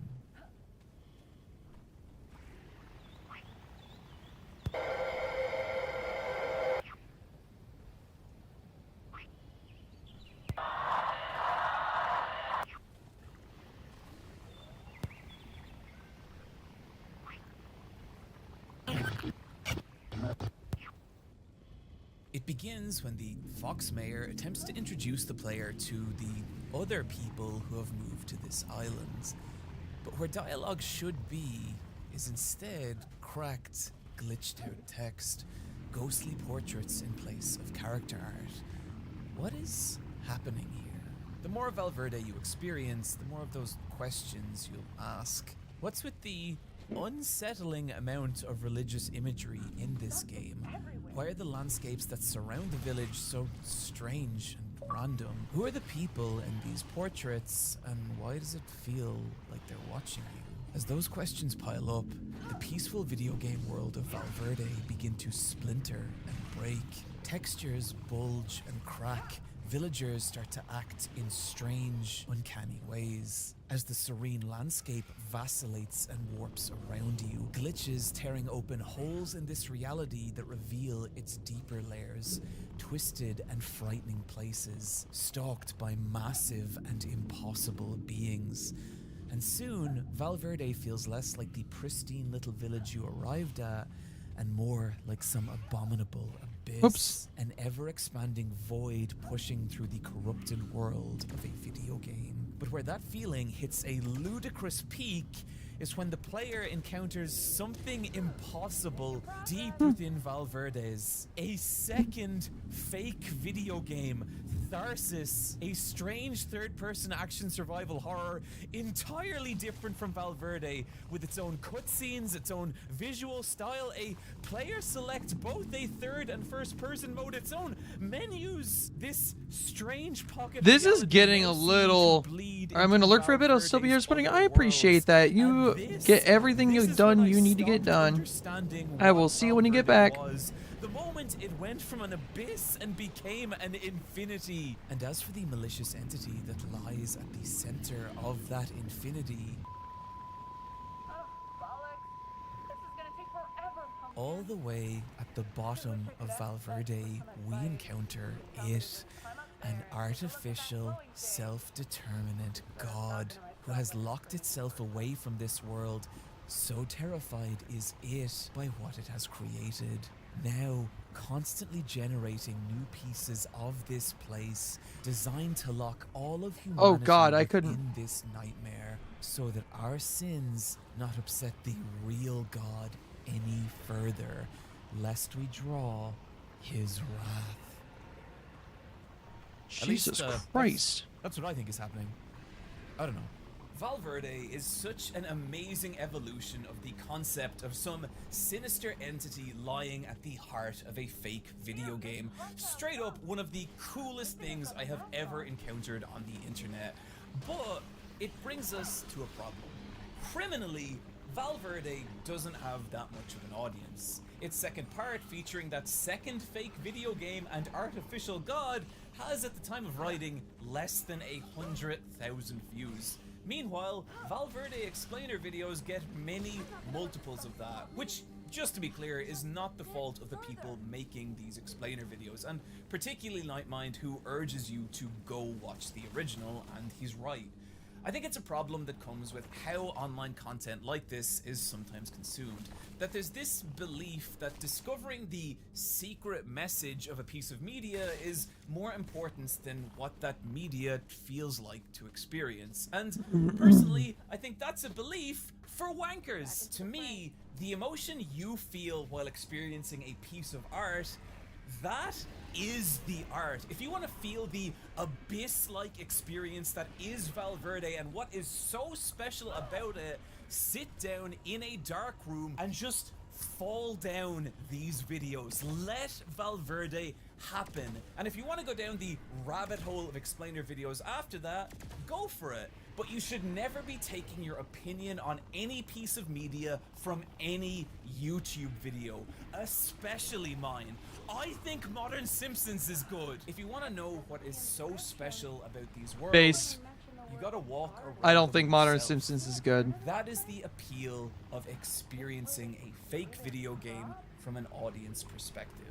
And if we tie this all the way back to Persona 5 Imagining Project, this was the first time a lot of people had that experience and were able to engage with how fucking cool it is. Which leaves us with one last question.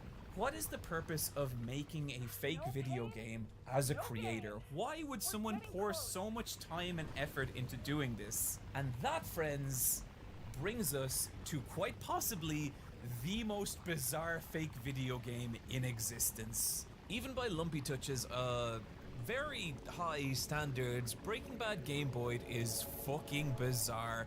Taking Breaking Bad, one of the most respected and influential TV crime dramas of all time, and transmogrifying it into this grotesque story of body horror where the cast of the show become these nightmarish kaiju beings and commit bloody battle across the skyline of Albuquerque, somehow through that story retaining the drama and even thematic narrative flow of the TV show. That already is a fucking insane idea, but is even further lunaticized by being compressed down and squeezed through the lo-fi format of a Game Boy, using the visual language and mechanical context of the games of that tiny console. There are shop menus, there are QuickTime events, there are full-on gameplay sections with on-screen instructions. It is weird, but it is also one of the most uniquely compelling experiences I have ever encountered on the internet. But even more than that, it is an idea that should not exist, and yet it does. One that left me with a single burning question. Why? Why take a concept as insane as Breaking Bad told with kaiju body horror and then squeeze it through the medium of a Nintendo handheld? What possesses a person to create something like this? And that is a question I grew so obsessed with that I eventually reached out to Lumpy Touch and asked them directly. Their answer was unusually enlightening. Rather than making essentially a Breaking Bad fan movie from start to finish, I'm just showing bite-sized snippets of gameplay from the larger narrative. A part might highlight a story beat or game mechanic, and then in the next part we've time skipped forward. What did we skip over?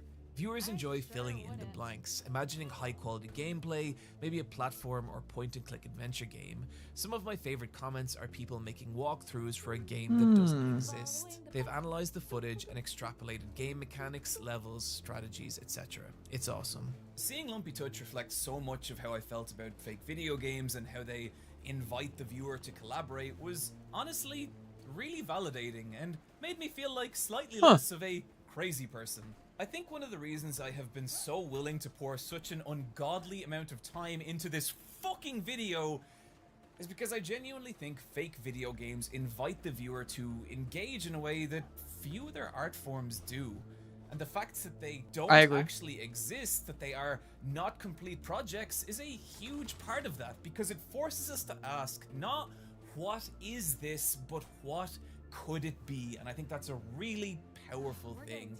Something that would arguably be lost if these were real complete video games. And it was on that incomplete nature that Lumpy Touch said something else that for me slid into place the final piece of the puzzle in understanding why people create fake video games. Originally, when I set out to make content, I envisioned myself as a game dev rather than an animator.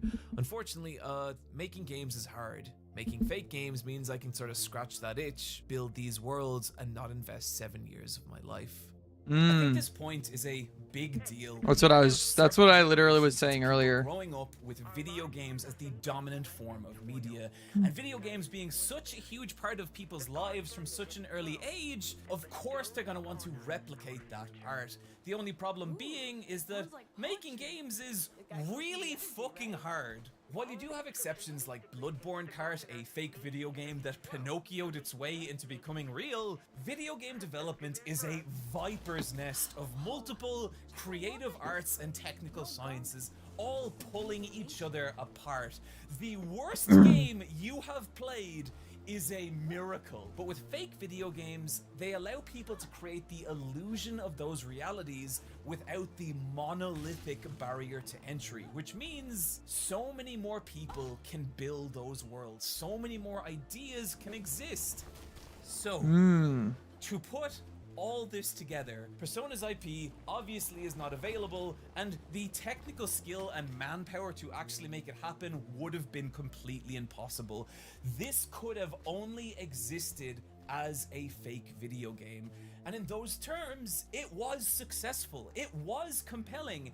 Even a decade after this was categorically proved to be a hoax, there are still people building onto it and cataloging it. And to add one last delicious layer of intrigue, the actual creator was never found. The Atlas XP5 YouTube channel going silent after the actual announcement of Persona 5, only for 6 years later to post 2 final cryptic videos suggesting that maybe there was actually something more real here, but who fucking knows? I don't. But if you would like to know more about Persona 5 Imagining Project, I'm going to link to a phenomenal video by YouTuber Blue, who did an incredible job in detectiving all this information together. But as it stands, it's through Imagining Project we can see so much of what is so strange and special about fake video games. Which means, now that we understand all this, we can now answer that final question. Have I wasted a significant portion of my life making this video? Okay, I lied. We are going to address this. And to do so, we are going to talk about one final fake video game. And if I'm going to be honest here, it was this fake video game that is the entire reason this video exists. Meaning, the last hour and 20 minutes have really just been one long introduction. God, I'm bad at this. I remember one of the first pieces of the artist Plastaboo that stood out to me. It was an illustration of the character Honey from the Sega Saturn game Fighting Vipers, and I love Honey. A lot of 90s fighting game characters had this really cool street fashion spliced with martial arts gear look that to this day I still think is awesome. And Honey, with her gothic Lolita dress blended with chunky protective gear, chest plates, elbow pads and shin guards, it captures that look in such a cool way. Her in-game story is that she wants to enter the Fighting Vipers tournament to promote her fashion brand, and beyond that, the most interesting things about her is that she's called Candy in Europe, and she also has an unlockable furry persona in Sonic the Fighters. That's basically everything you can know about the character, and so when you imagine fan art of her, beyond her look, there's not a whole lot to really draw on, and yeah, the bloody smudge trailing across her cheek, the streak of red on her pristine white glove, her face contorted into this ghoulish grin, her eyes curling upward into light, the eerie way she's looking up at you. It's like you, the viewer, have just hurt her, but she's delighted about it. As if the piece is asking, what if at the center of Honey's cute veneer is a frightening and violent person? It's kind of chilling. Yoink. And if Plastaboo can create something this unsettling from this fucking character, it should tell you how good Plastaboo is at creating unsettling imagery. Their illustrations often feeling like these development sketches for some lost horror movie, frequently obscuring monsters behind scenery so that you never see the full thing, but generating an incredible amount of tension and intrigue. Some even creating horror from the mere implication that something might be there, lurking in the darkness. And that's an idea that's come up over and over in this video, right? The ability for an artist to imply something more than what we can see. And in the same way fake video game artists do this with the mechanical context of video games, Plastaboo does the same through dozens of different mediums and formats. Sometimes it's a news report warning of strange creatures with the ominous text, "They are silent." Sometimes it's packaging for Halloween masks that look just a little too real. But one of my favorites is this image of two creepy faces. And by itself, it is unsettling, but look at how much meaning and context Plastaboo injects into this piece by printing that image as the missing notice on the side of a milk carton with a tag that says Evidence 3, asking so many questions about What happened here the and the kind fuck? of story that contains this moment? Plastaboo is exceptional at this, combining different mediums and formats to create these Plastaboo needs to see a strange fucking narratives, therapist. often mashing together multiple images in the same composition like it's some stream of conscious work in progress for a final piece that we never see. This is like And it's complete weirdly schizophrenia. unsettling, especially when it creates narratives that suggest something awful and frightening.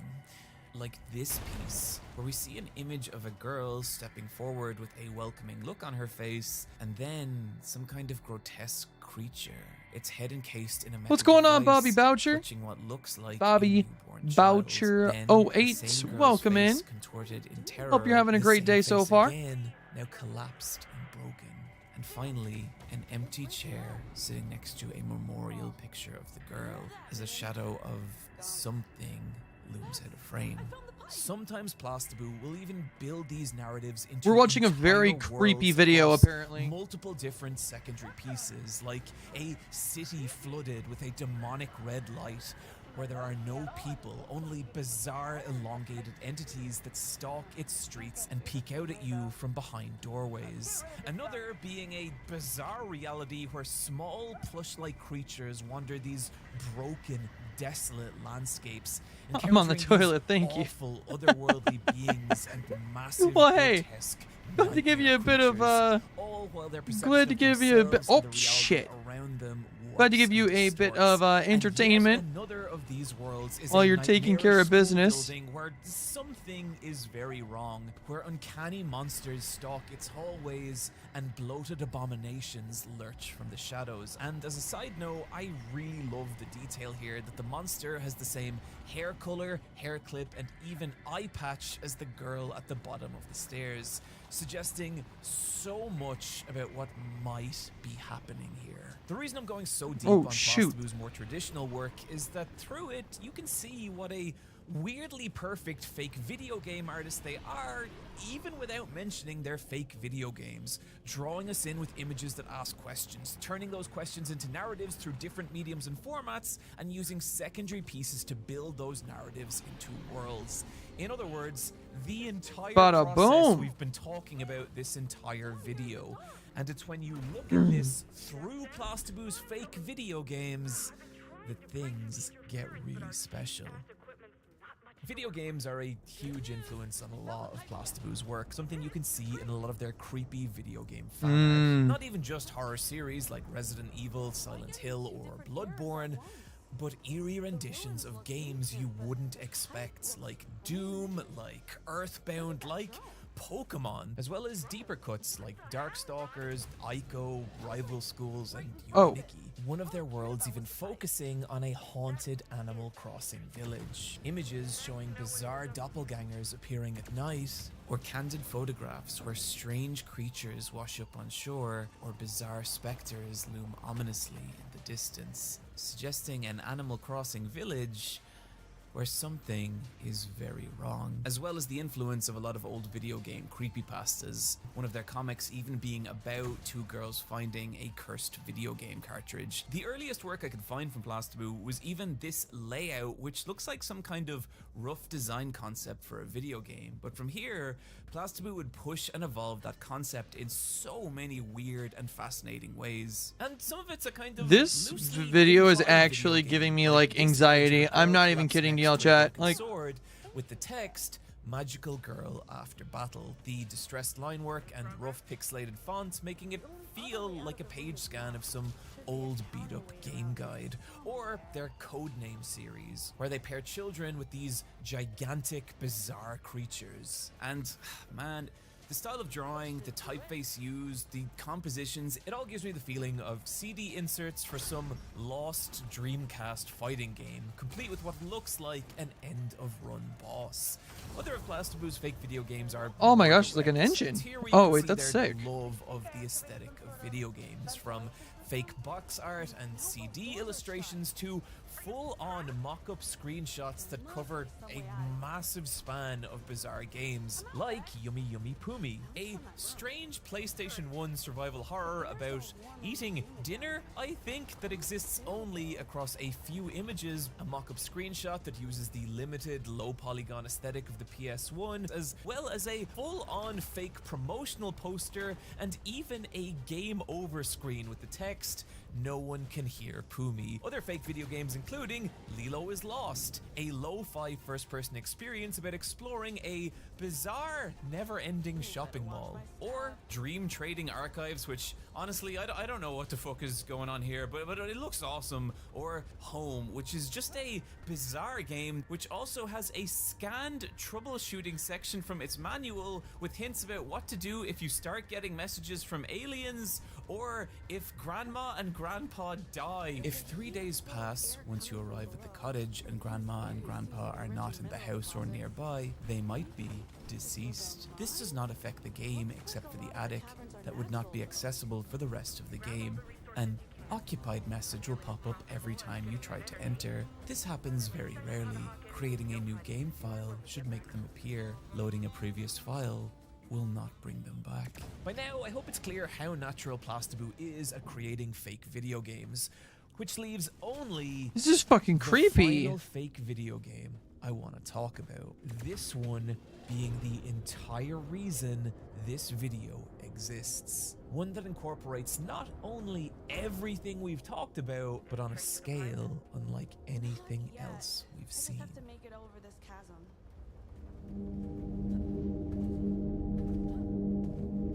The stone bricks sink into the pearly waters of the swamp as the path extends in front of you.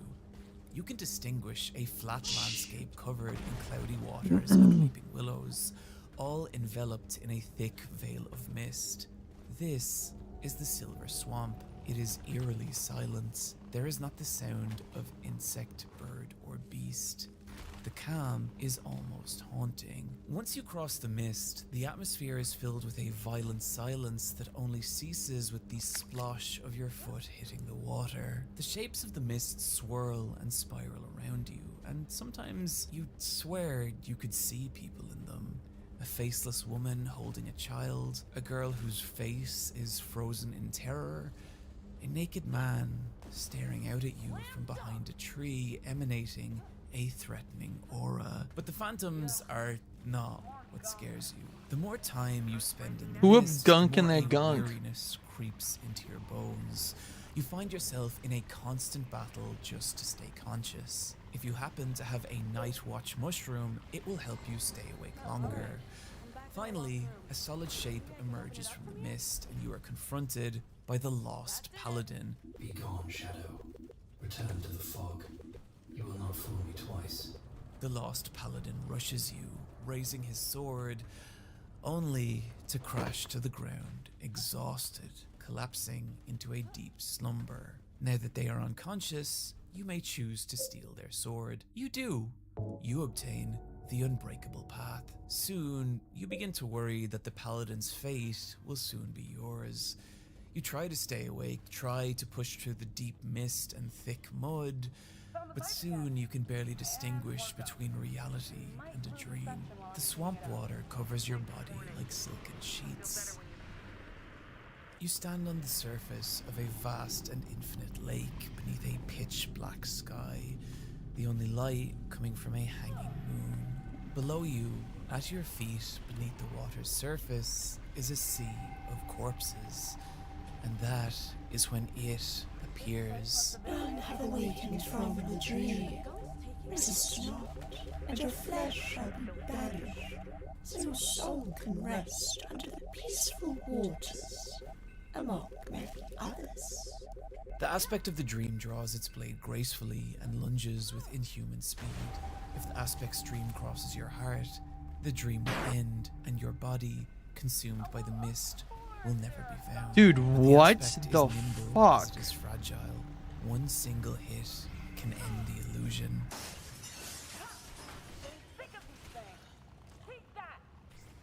Once the dream is shattered, you wake up in a different place. The mist is gone and the buzz of insects and nature surrounds you completely. You feel the cold breeze against your soaked clothes. You acquire a new weapon. Memory of the Stinger.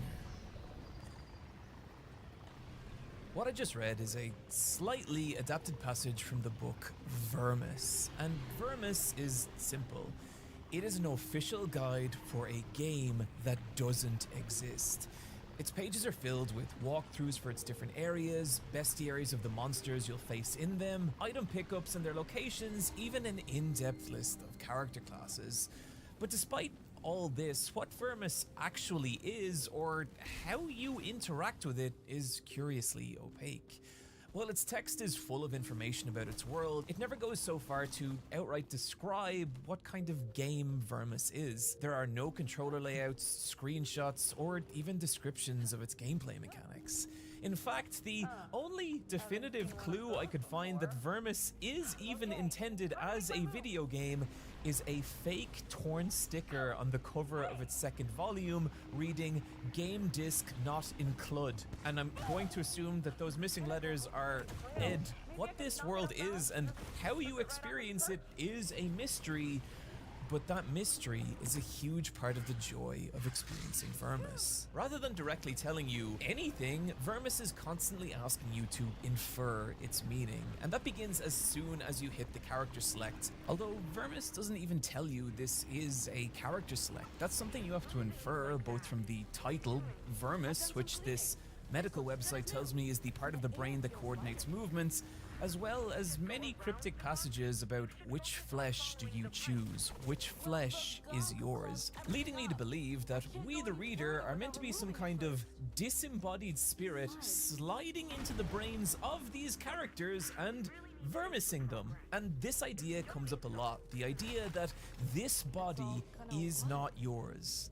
What an unusual amount of emphasis to place on such a specific point. I wonder will that become relevant later. It's through these character sheets we can infer more about Vermis's world. Each page includes a Why can't I just be this good at making content? Starting items, 4 stats broken into strength, intelligence, faith, and will. However, the most curious part about these character sheets is the morality gauge, with each character having an alignment between good and evil. But what's interesting is good and evil don't seem to mean quite what they do in our world. Rather, the actual page explaining good and evil isn't described as morality, but the kinds of flesh, where good is defined by a light cannot be faded by darkness. It will shine even in the darkest corners of the world, and evil, darkness is eternal, infinite, unrelenting, no one can escape it. We are born in the light and we rot in the dark. What's kind of interesting here is that these descriptions don't really reference moral or virtue. Rather, they seem to be pointing out some vague capacity to endure despair. And what's interesting is the alignment of the characters supports this. The ones who are considered good are people with purpose, people who, even through the darkness of this world, have managed to cling on to some vital piece of themselves, their memories, their identities, and use those to move forward. Whereas the evil characters are the opposite. People who have become overcome with despair and in doing so, losing some core part of themselves, giving into madness or nihilism or one of the more insidious belief systems of Vermis's world. And again, that's an oddly specific point to make. And why is this image back on screen?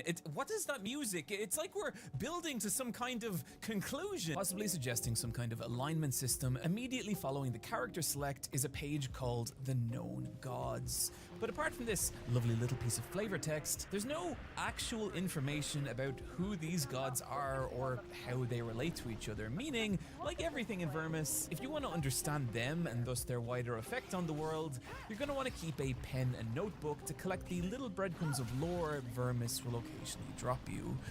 The first of those breadcrumbs coming when you turn the page and begin your journey in the shadow of a gigantic skeleton.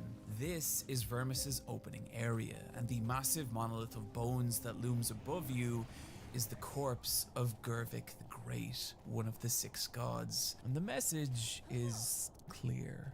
Even gods suffer and die here. This looks like and you are no god. Like a lot of Plastaboo's work, Vermis conveys its world by combining different mediums and formats. Each time you enter a new location, those areas are brought to life through everything from serene, painterly landscape illustrations, disheveled, worn-out maps, even intricately detailed level blueprints. Each location conveyed in carefully written prose, the images and text merged into these meticulously bespoke page layouts where every tiny detail adds to the atmosphere, right down to the faded text and cracked line work. It all combines into such a beautifully distinctive vibe that if I was to reductively try and describe it, I'd say that it's Dark Souls shot through with Silent Hill, but in truth, nothing really feels like this. There's a silence to the world of Vermis, an ever-present crushing dread and beauty conveyed through the book's gaping halls and empty valleys. There's times where it feels downright peaceful, rare moments of quiet where the horrors fade away and you're allowed to just be. Oh my goodness. Welcome reprieves considering the abject nightmare that is everything else in this reality. A darkness you can feel in particular in your occasional encounters with other people. Other humans are rare in this world, and when you do encounter them, it's often in their final moments. You'll turn a corner and see a knight strike an exhausted killing blow on some great ogre, only for her to crumple to the ground, blood seeping out between the cracks in her armor, and she notices you. Desperate and pointless final words tumble out of her mouth, and then cease. When you do encounter the living, it's often people drowning in their own despair, like the Lonely Knight. An imposing looking figure, but someone just wandering this world looking for companionship. So lonely and broken after losing the person he loves that he will not even defend himself if attacked. And it's depressing. It's a land full of these broken people, some so exhausted and torn apart Homie by needs to the get laid. terrors of this place that they now just cower. Shaking with madness and fear, their minds bent and warped. The warriors they were now gone, leaving only quivering shells. Old gods, please help me. The horror. I can't look at them. Rotten, dismembered, torn to shreds, and yet standing up, looking at me. Please, go away. I can't help you. Stop this madness. Despair through horror is a huge part of Vermis. This is a world that is constantly trying to break you and every character in it. And that horror comes in many forms. You'll enter lonely forest cabins in search of some rest, only to awaken to the echo of strange chanting, as you notice there are no shadows under your feet, that this bizarre sentient place is trying to digest you. Worse than the places you'll find, though, are the things you find there. Vermis's monsters are creative as they are frightening. Plastaboo's eerie, uncanny artwork accompanied by some truly unsettling descriptions, like the Pale Swordsman marionette. Hidden in the shadows, a wooden abomination lurks endlessly throughout the insides of the labyrinth, endlessly wandering the long, dark hallways, crawling its walls like a spider. It's through these monsters you'll feel Vermis's world constantly attempt to pull at and manipulate the player, like the Cellar Daughters, insect-like creatures that mimic the cries of children in hopes of drawing victims within range of its gnashing teeth, or the Dubious Friend, a fun-loving little fellow who prances and dances trying to convince you to follow him with whimsical cries of, "It is here! I am me! I have found it!" all while a long tendril protrudes from his back and trails into the shadows behind him, as if some unseen creature lies just out of sight, luring you into the darkness.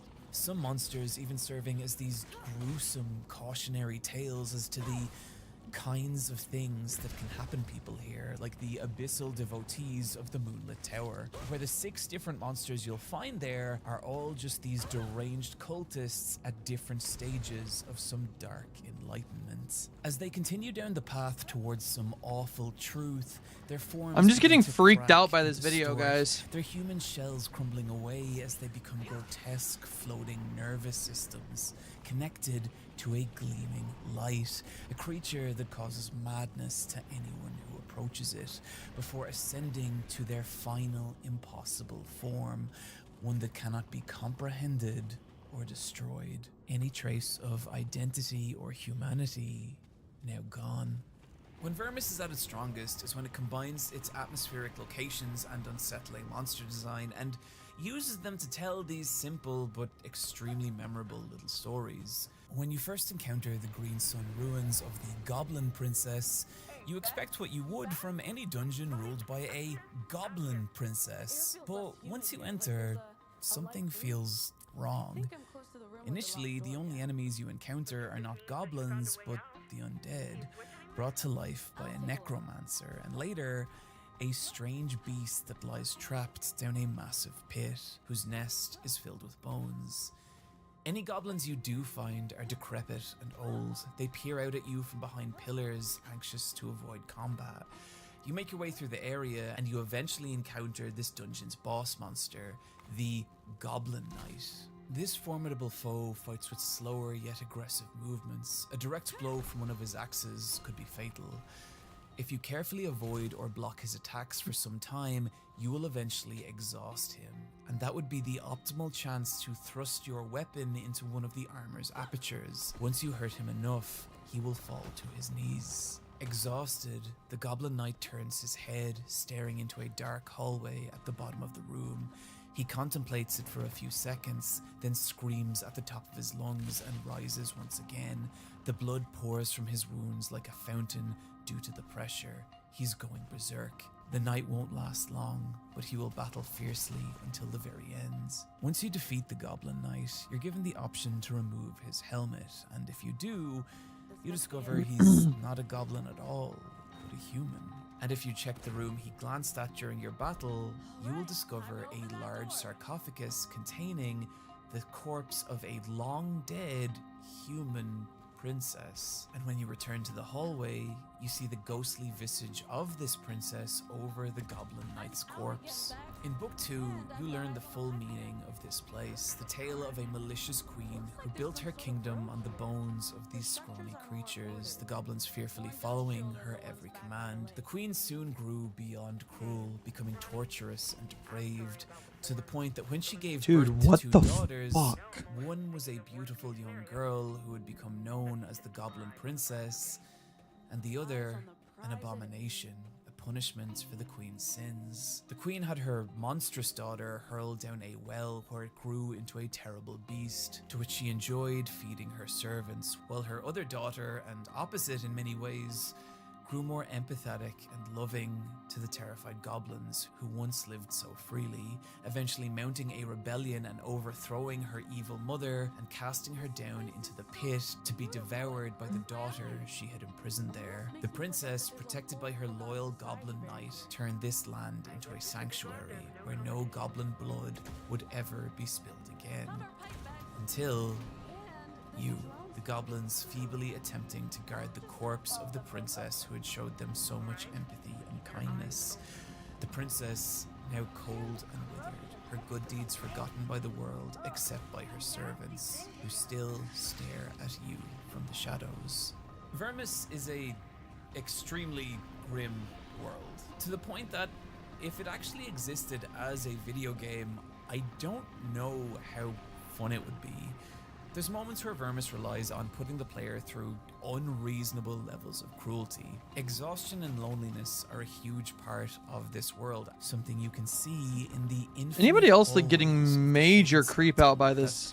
Like I'm fucking hours or days where mind-numbing repetition and insanity begins to eat at the character. And while moments like that are really effective in concept, the idea of actually playing them sounds kind of unbearable. I think it's interesting that the format of a fake video game allows Vermis to go to these extremes, trapping the player in concept in the unbearable levels of cruelty of these hellish places. And in this regard, there is one area of Vermis that stands above all others. You know that feeling of waking up from a nightmare where everything seems normal until you notice something is wrong and you realize you're still in that nightmare? Well, the Glass Purgatory is an entire dungeon built around that idea. Not long into Vermis's second book, the player happens upon a gargantuan mirror surrounded by skeletons, all of whom seem to have just been people who sat down and wasted to nothing. A strange melody draws you towards the mirror's unusually pristine reflection, and you realize that you can walk into this mirror, and when you do, you enter a strange new reality. Even by Vermis' standards, the Glass Purgatory is bizarre and cruel, crawling with impossible monsters, some of which, like the Conjoined, echo the people who have lost themselves to this place. Their corpses and identities now twisting together into these nameless abominations. While Vermis' dungeons usually last about a dozen pages, the Glass Purgatory just keeps going as you endure an endless parade of ordeals. Spectral figures grasp at you from beneath the surfaces of lakes before transforming into terrifying aquatic leviathans. Cults worshipping an old, evil, forgotten god, and perhaps most strange, creatures that seem able to stare out past the pages of the book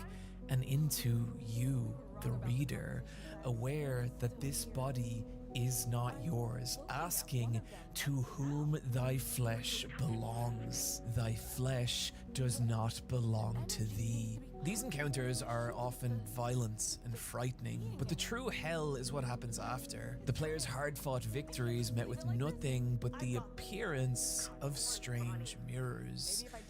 Mirrors that drag you deeper into the Glass Purgatory's bowels. Over and over, this happens. There's times when you think you've escaped, when you feel the gentle breeze and the sunlight hit your skin and you're free, only for another mirror to materialize, and you awaken trapped further in this nightmare. Soon, the very sight of mirrors becomes frightening, your own reflection an abyss that plummets you deeper into this void, and time and space begin to distort.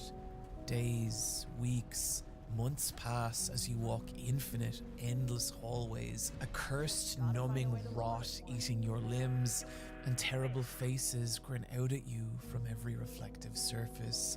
Sleep becomes impossible, your dreams stalked by ghoulish figures, and exhaustion and despair consumes everything you are, all while over and over you pray for relief. Over and over, a mirror shatters that hope. Finally, the player finds themselves on some impossibly deep level of the Glass Purgatory, a massive bell tower, at the top of which you encounter it.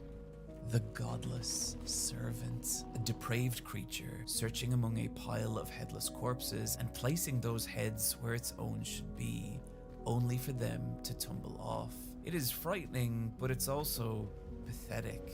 Something about this creature feels so sad, so familiar, and upon noticing you, it attacks. But its movements are slow and feeble. It's been through an intense amount of punishment and is easily defended against, its only attacks being its weak, grasping hands, which repeatedly attempt to pull at your skull, till eventually the pathetic creature is defeated and crumples to the ground, its hands still weakly grasping towards you.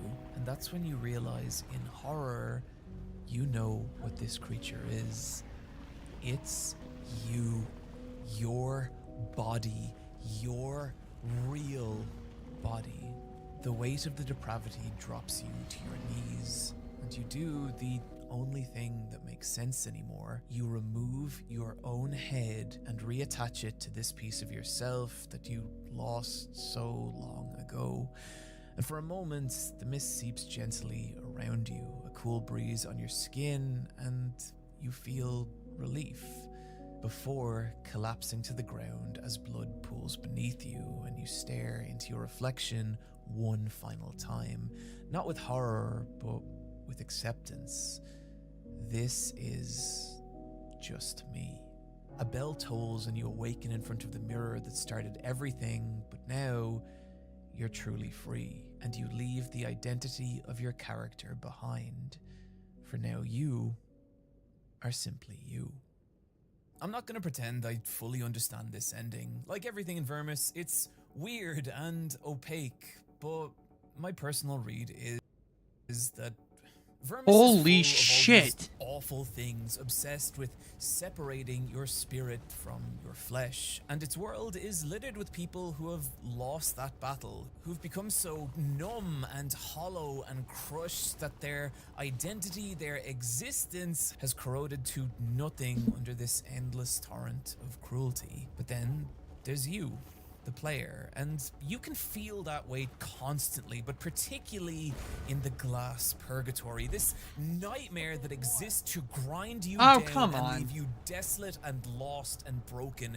Just another story of Vermis's world that will never end. But you persevere, you survive, and in doing so, you find this lost part of yourself, reuniting your body and spirit, making your identity whole. Because ultimately, all you ever really have is your body, is your mind. You are the connection between those two things. And what Vermis ultimately says to me is no matter how bleak the world that surrounds you, you will be okay as long as you can cling to you. Oh. That's a lot more than I was expecting to get from a fake video game walkthrough. Okay, back to that original question. Have I wasted a significant portion of my life making this video? Well, that's kind of for you to decide. The truth is, I've been working on this for so long, and I don't know how I feel about it anymore. I worry that the topic is too niche, and that not many people besides me will care about it. But I think that's kind of why I needed to make this. When I talked about eye patch wolves at the start of this video, yeah, part of that is because I like selling t-shirts, but the truth is, building that world has been some of the most fulfilling shit of my entire life, and I want that for other people. I want people to build their own worlds, and I think fake video games are an amazing way to do it. It is still such a new art form, and people are still pushing the limits and figuring out what's possible. People like Plastaboo, and it's so fucking awesome, and I wanted to shine a light on that will introduce, hopefully, a lot of new people to the concept. So if you've been watching this video and thinking, oh man, I'd love to make my own fake video game, fucking do! There is nothing stopping you that wasn't stopping every single creator we talked about. Go!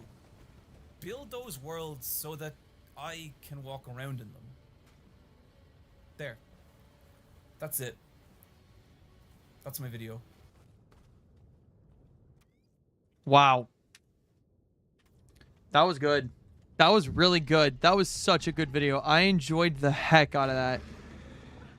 Oh shit. Not good. Okay, we're gonna go full screen for a minute.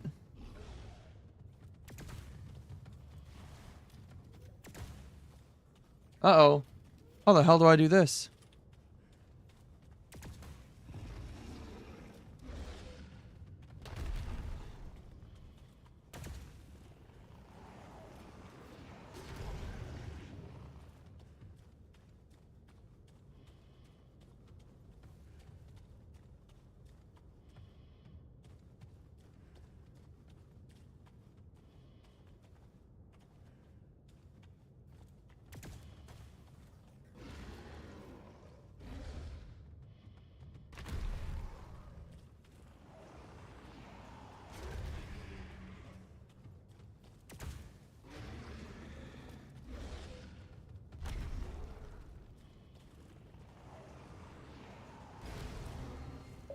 Yep.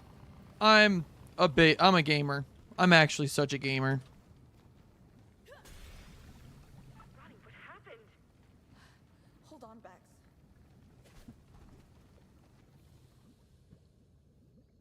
I'm fine. Both of us are. What have you done? Mommy. Hang on. I think it's trying to communicate. Can you help out? All right, just a sec. Uploading the data from the scanned inscription to your translator. There, that should do it.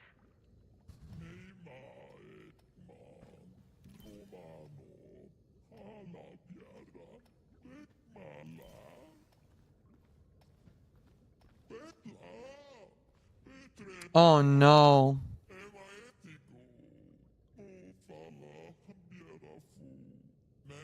What game is this? This is called Gunk. We gunking right now. Actually, you know what? Let me turn up since we just finished the video. We're actually about to be done with Gunk. We're gonna go play what's it called? Liza P. Liza P is gonna be like in like within the next 10 minutes.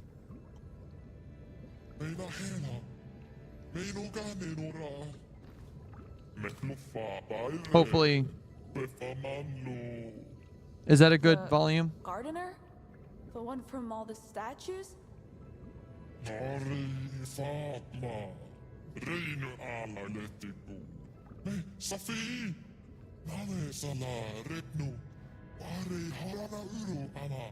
I'm not leaving you here.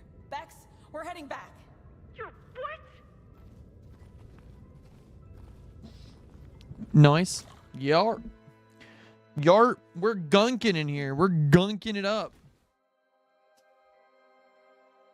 Once this loads in. What the hell? Is the bunny ready for launch? Slow down. You mind walking me through what you're thinking here? What's your plan? I'll tell you on the way. How soon can we get up in the air? Ronnie, listen. We don't have enough fuel to... This is more important than a fuel shortage. We can't spend one of our last launches just because you want to go on a damned adventure. It's not about that. This whole planet is in danger. You heard it too. That might be. But the bunny is staying right here, and so am I. Fine. You better stay here. Kurt will take care of you while I'm gone. Excuse me? Kurt's a finely tuned automaton, not a bloody babysitter. Uh-oh.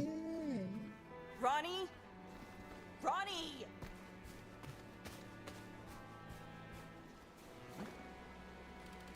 All right. Hey, would you at least tell me where you're going? We're gonna end it there. We're gonna swap games over to what's it called? Liza P.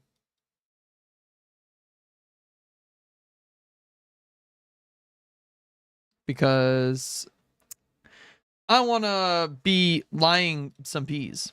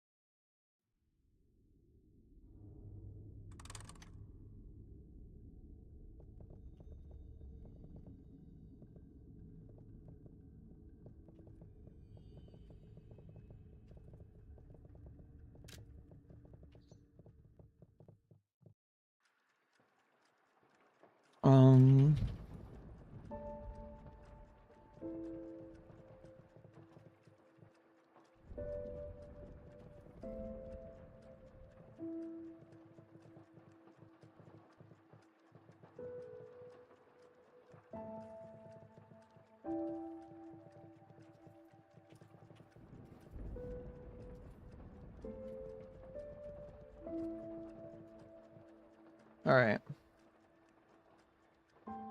And then gotta just switch the game on Twitch and we'll be all set.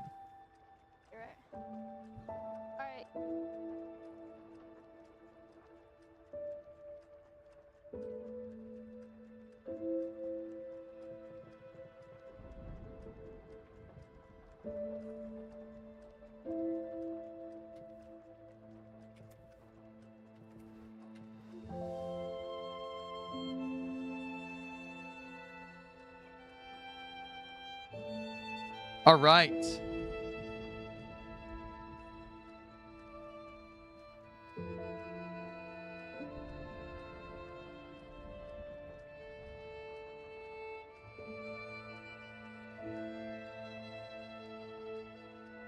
And we're ready to go. We're ready to go. I totally forgot where we were when we left off yesterday. Oh, hydration check.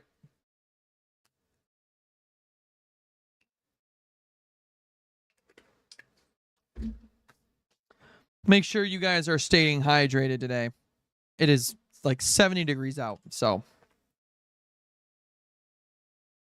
But I hope you all are having an amazing day so far. We're switching gears.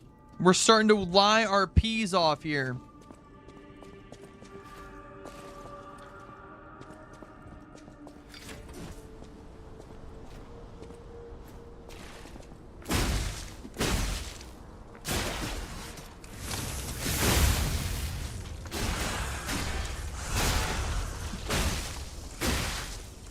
Quentin, how you doing, my man?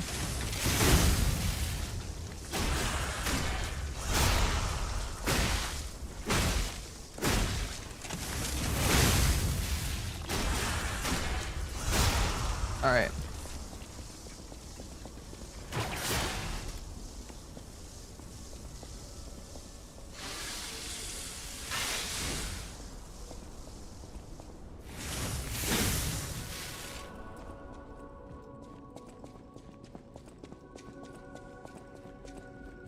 Oh, I remember what we were doing.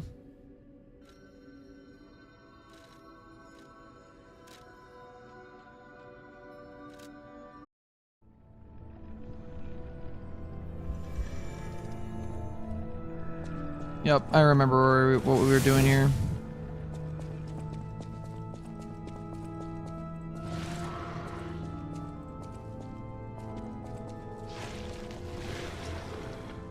Yep, that looks about right.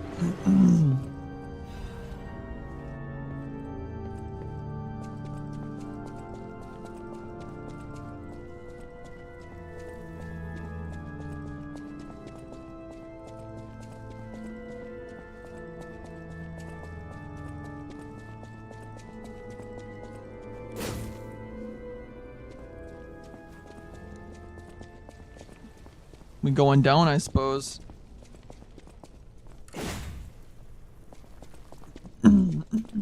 Oh. Touch. Why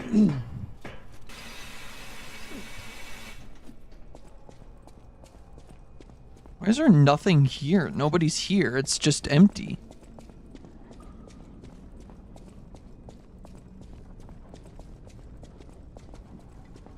Okay, so we can go down or...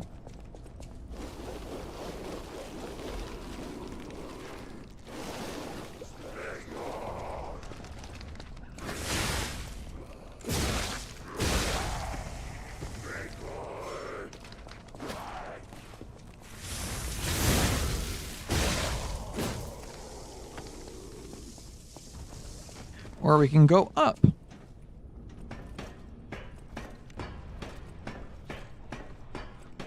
So I suppose we're going to go up.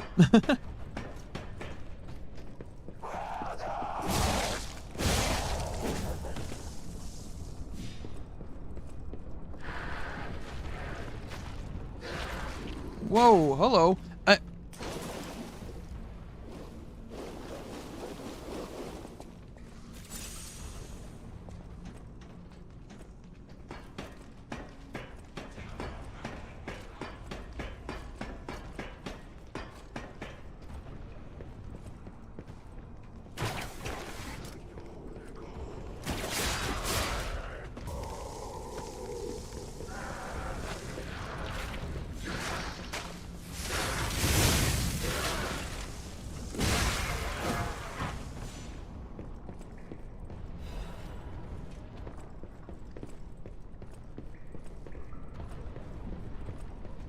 I don't know how the hell... Do I have to jump across there? Oh, God.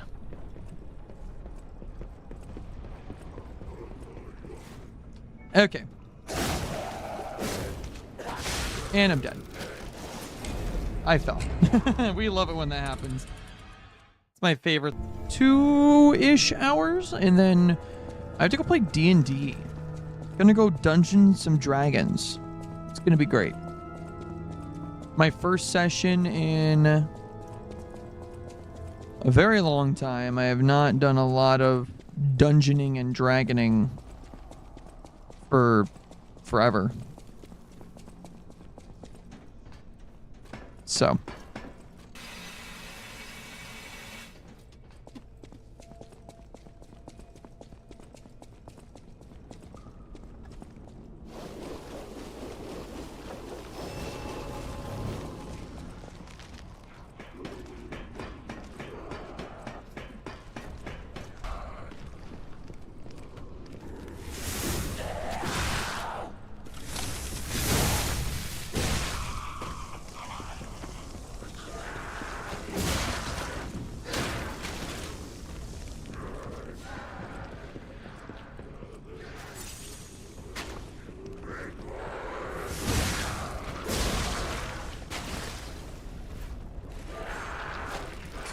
God damn it.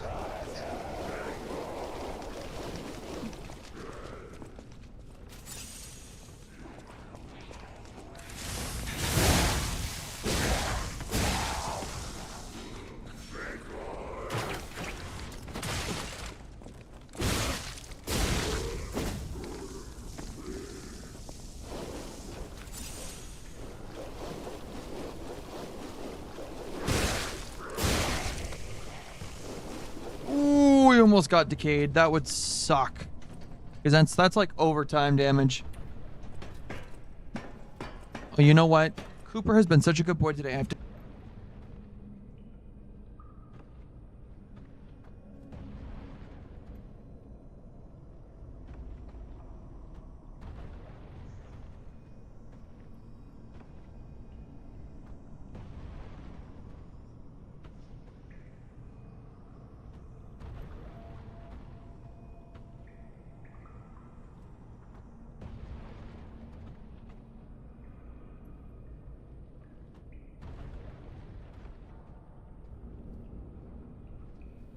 There we go. Cooper is all fed up. We just gotta deal with big boy over here. Can I pull him?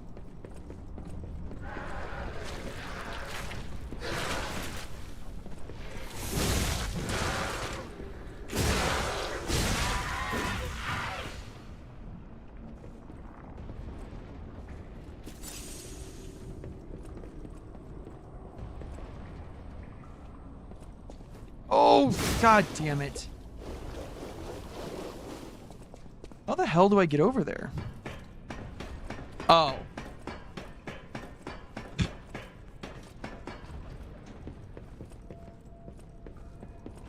I'm sure there is a way that you can parkour over, but...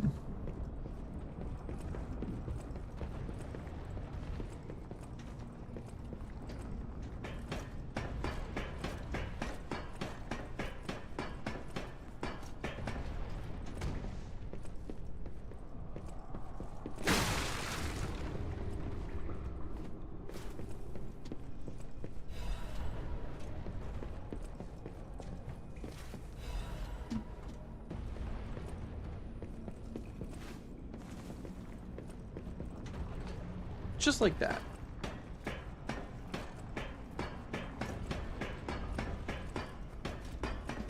Easy as pie.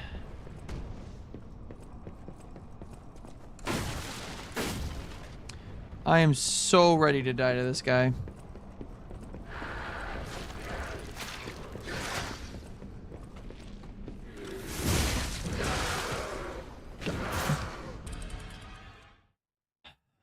Had a feeling.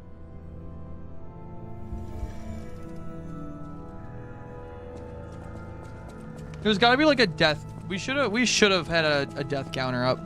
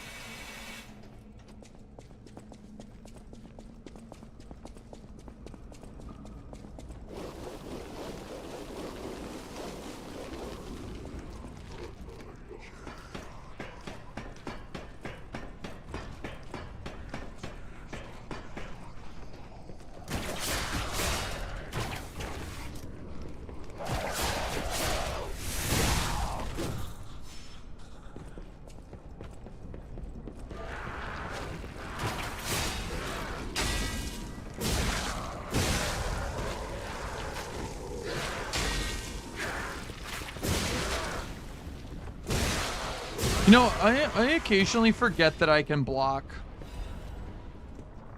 Oh, you know what? Didn't I... Is my thing up here? It is up there. Oh, no.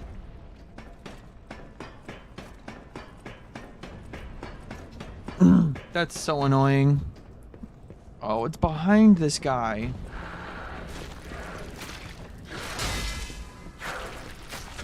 Go.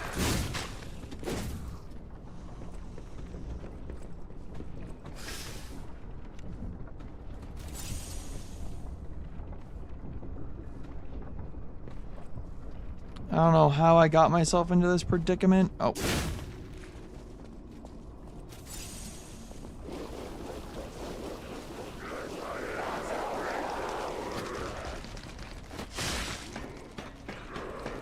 I don't wanna. Leave me alone. I don't wanna play this game anymore.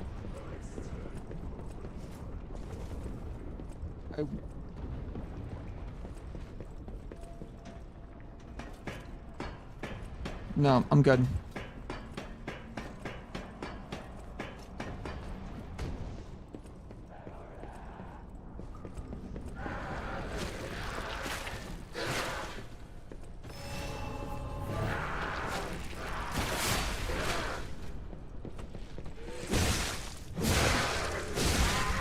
Okay, we got him. We got him.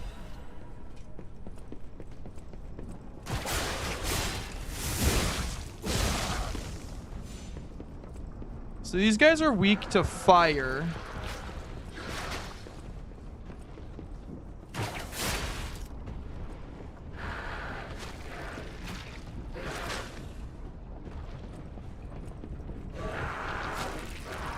No! Come the fuck on, man. You want... Now I'm assuming you want to go outside. You want to go outside now, huh? No? Okay. Man. What sucks is it's gonna put all of my fucking ergo all the way up top. It's not gonna put it, like, where I can get it from. It's not gonna put it...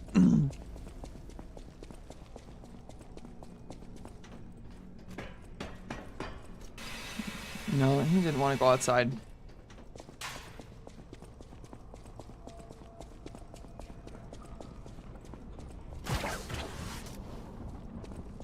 You guys, I want to go all the way up, actually.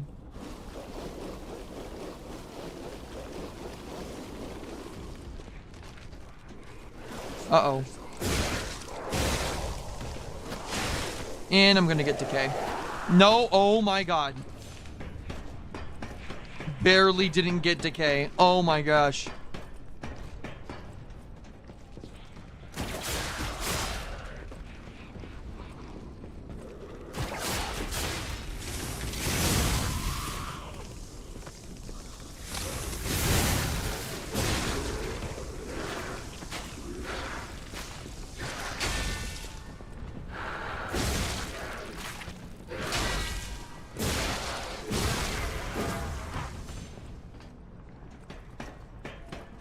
Okay.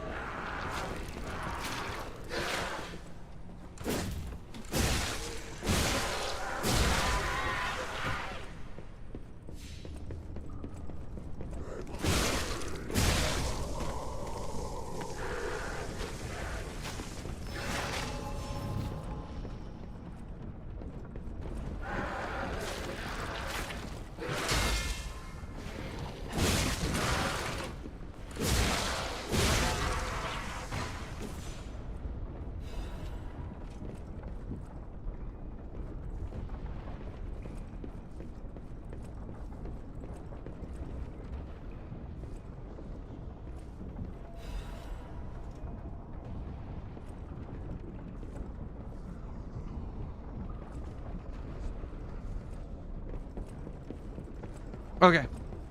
Oh my gosh. Holy chat, what the flip? Why was that so difficult? Because I'm bad?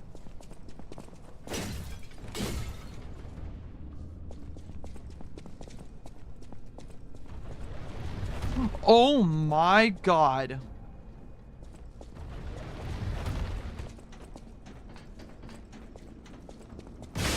Ow.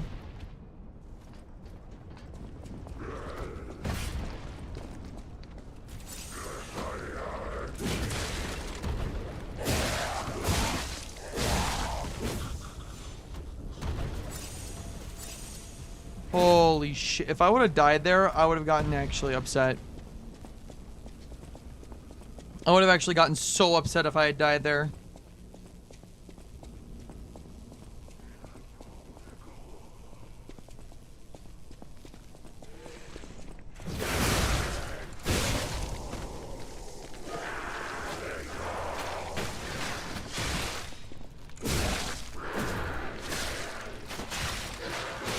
Stop! Holy fuck! I'm trying. I'm here. We're all the fucking way back here. We're all the way back here. I'm gonna cry.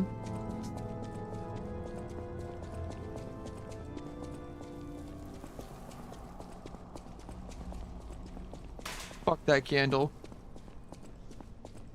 I'm actually gonna cry.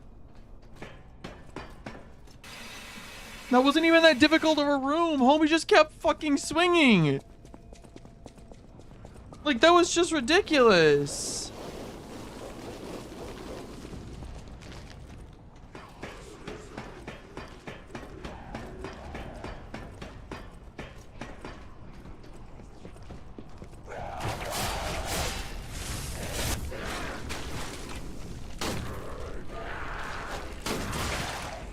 I swear to fucking Christ.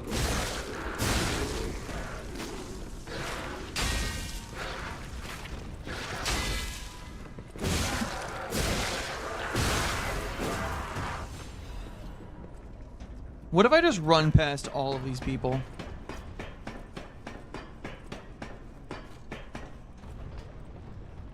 Like, there's a chance I could just run past these guys. Yeah, fuck you.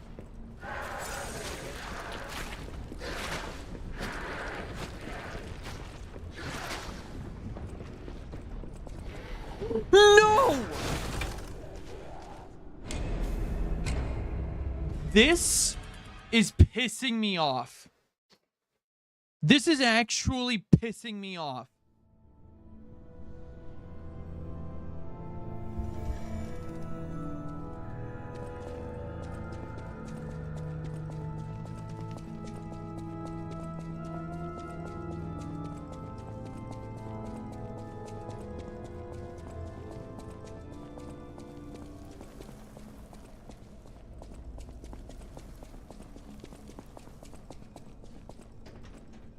I'm gonna lose my fucking mind, by the way.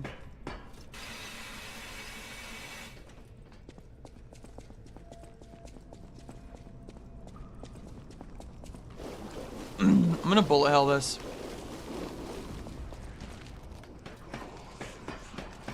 You don't have to fight any of those guys, which is nice.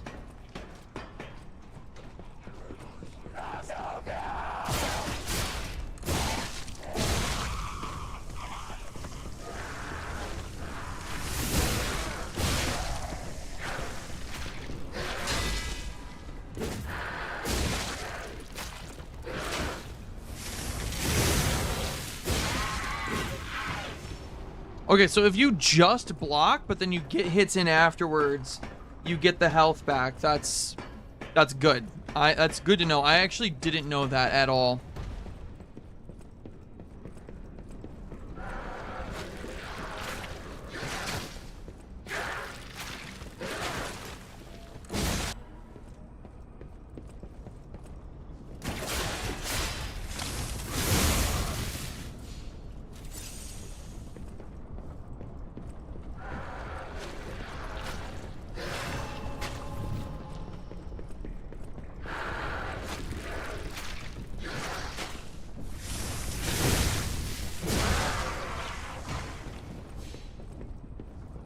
All right.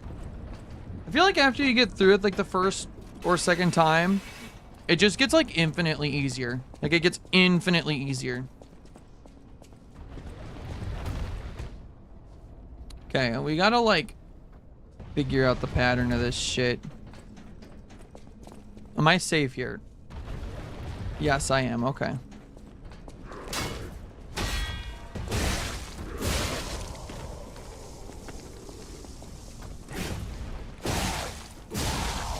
Okay, we got up here with all, like, 3 of our health things. I'll take it.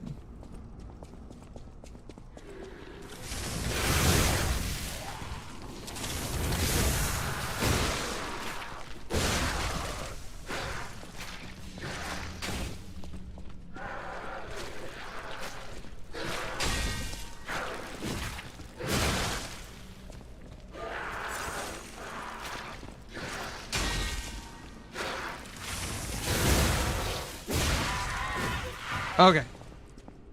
Oh, it's like I can't do the wide swings in there because there's just so much, like, there's so many difficult, what's it called?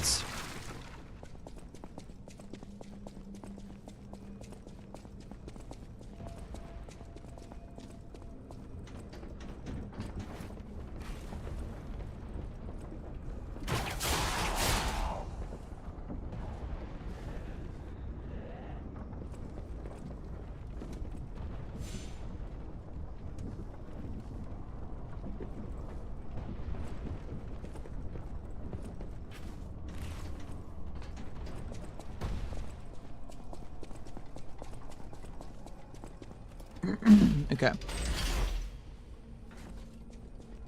So now it's going up. Oh, and that's our shortcut back. Okay. Because that goes all the way down. Okay. Beautiful. Oh my goodness. The world is being kind to me today. We made it, chat. We did it. No? Okay. Okay.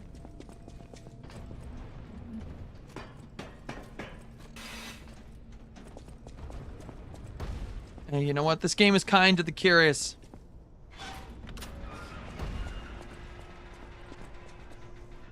I don't like this room.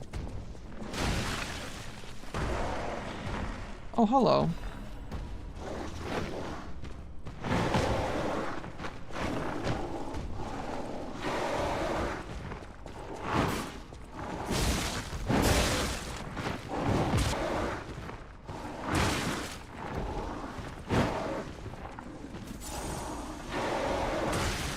Ow.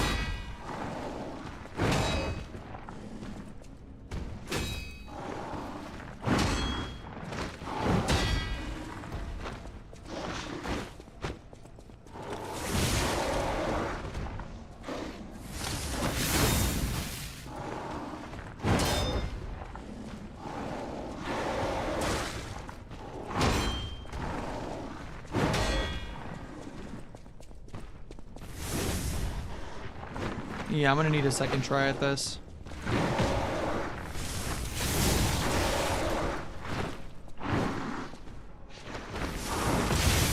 Oof, yep. Had a feeling. I didn't have any heals. I just didn't know his attack pattern. We had to give it an extra try, you know. It's whatever. But now I don't have to go all the way to fucking Timbuktu and back to get back to this fight. I can just like run over here, and then I can go down here, and then I can run to the right, and I don't have to worry about going through all that fucking mess again, so I'm actually okay now.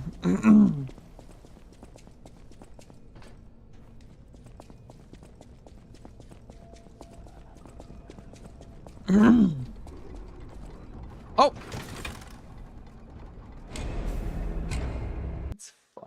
It's fine. It's fine.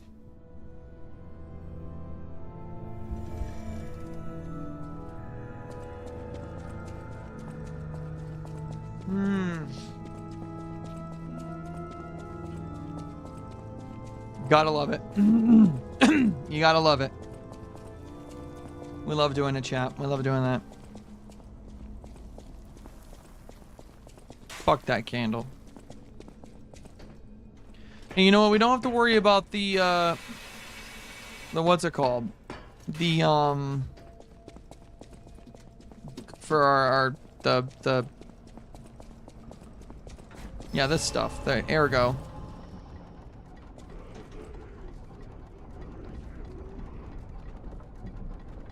We can just go about it.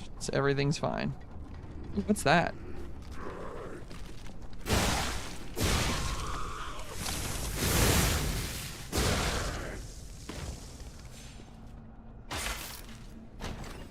Ooh. A Legion plug, huh? Ooh. Not like us. See, this is so much better. Oh my goodness. I didn't have to waste my time.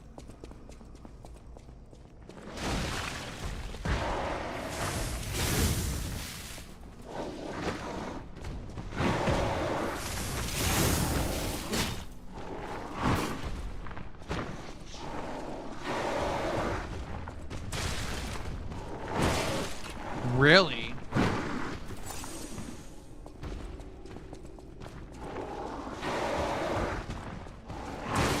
God.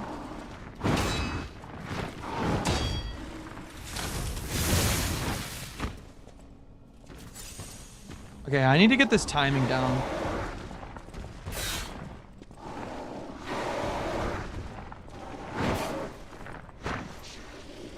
What am I stuck on?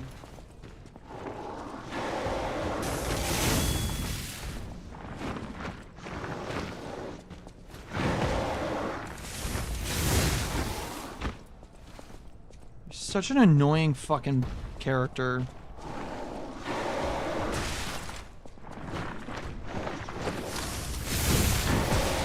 Ow.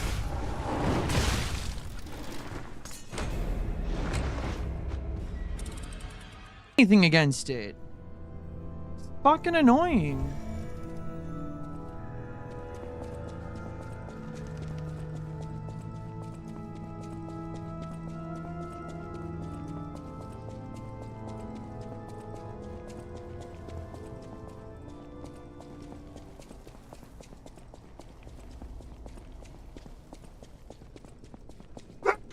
Oh, for Christ's fucking sake, dude.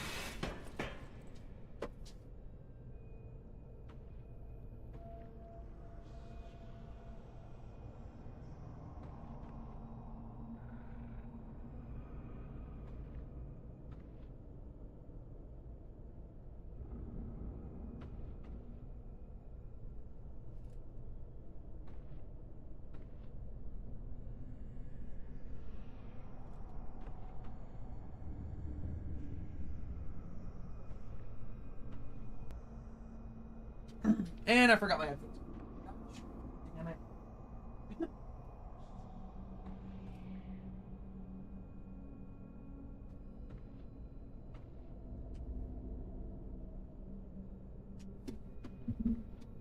Oh my gosh.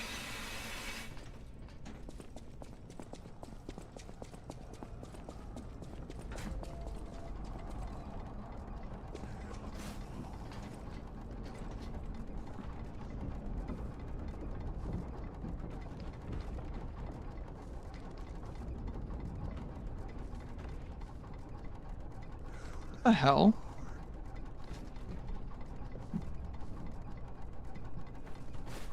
Friends, think.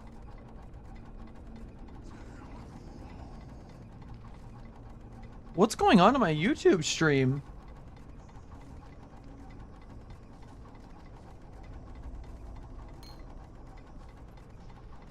What the hell?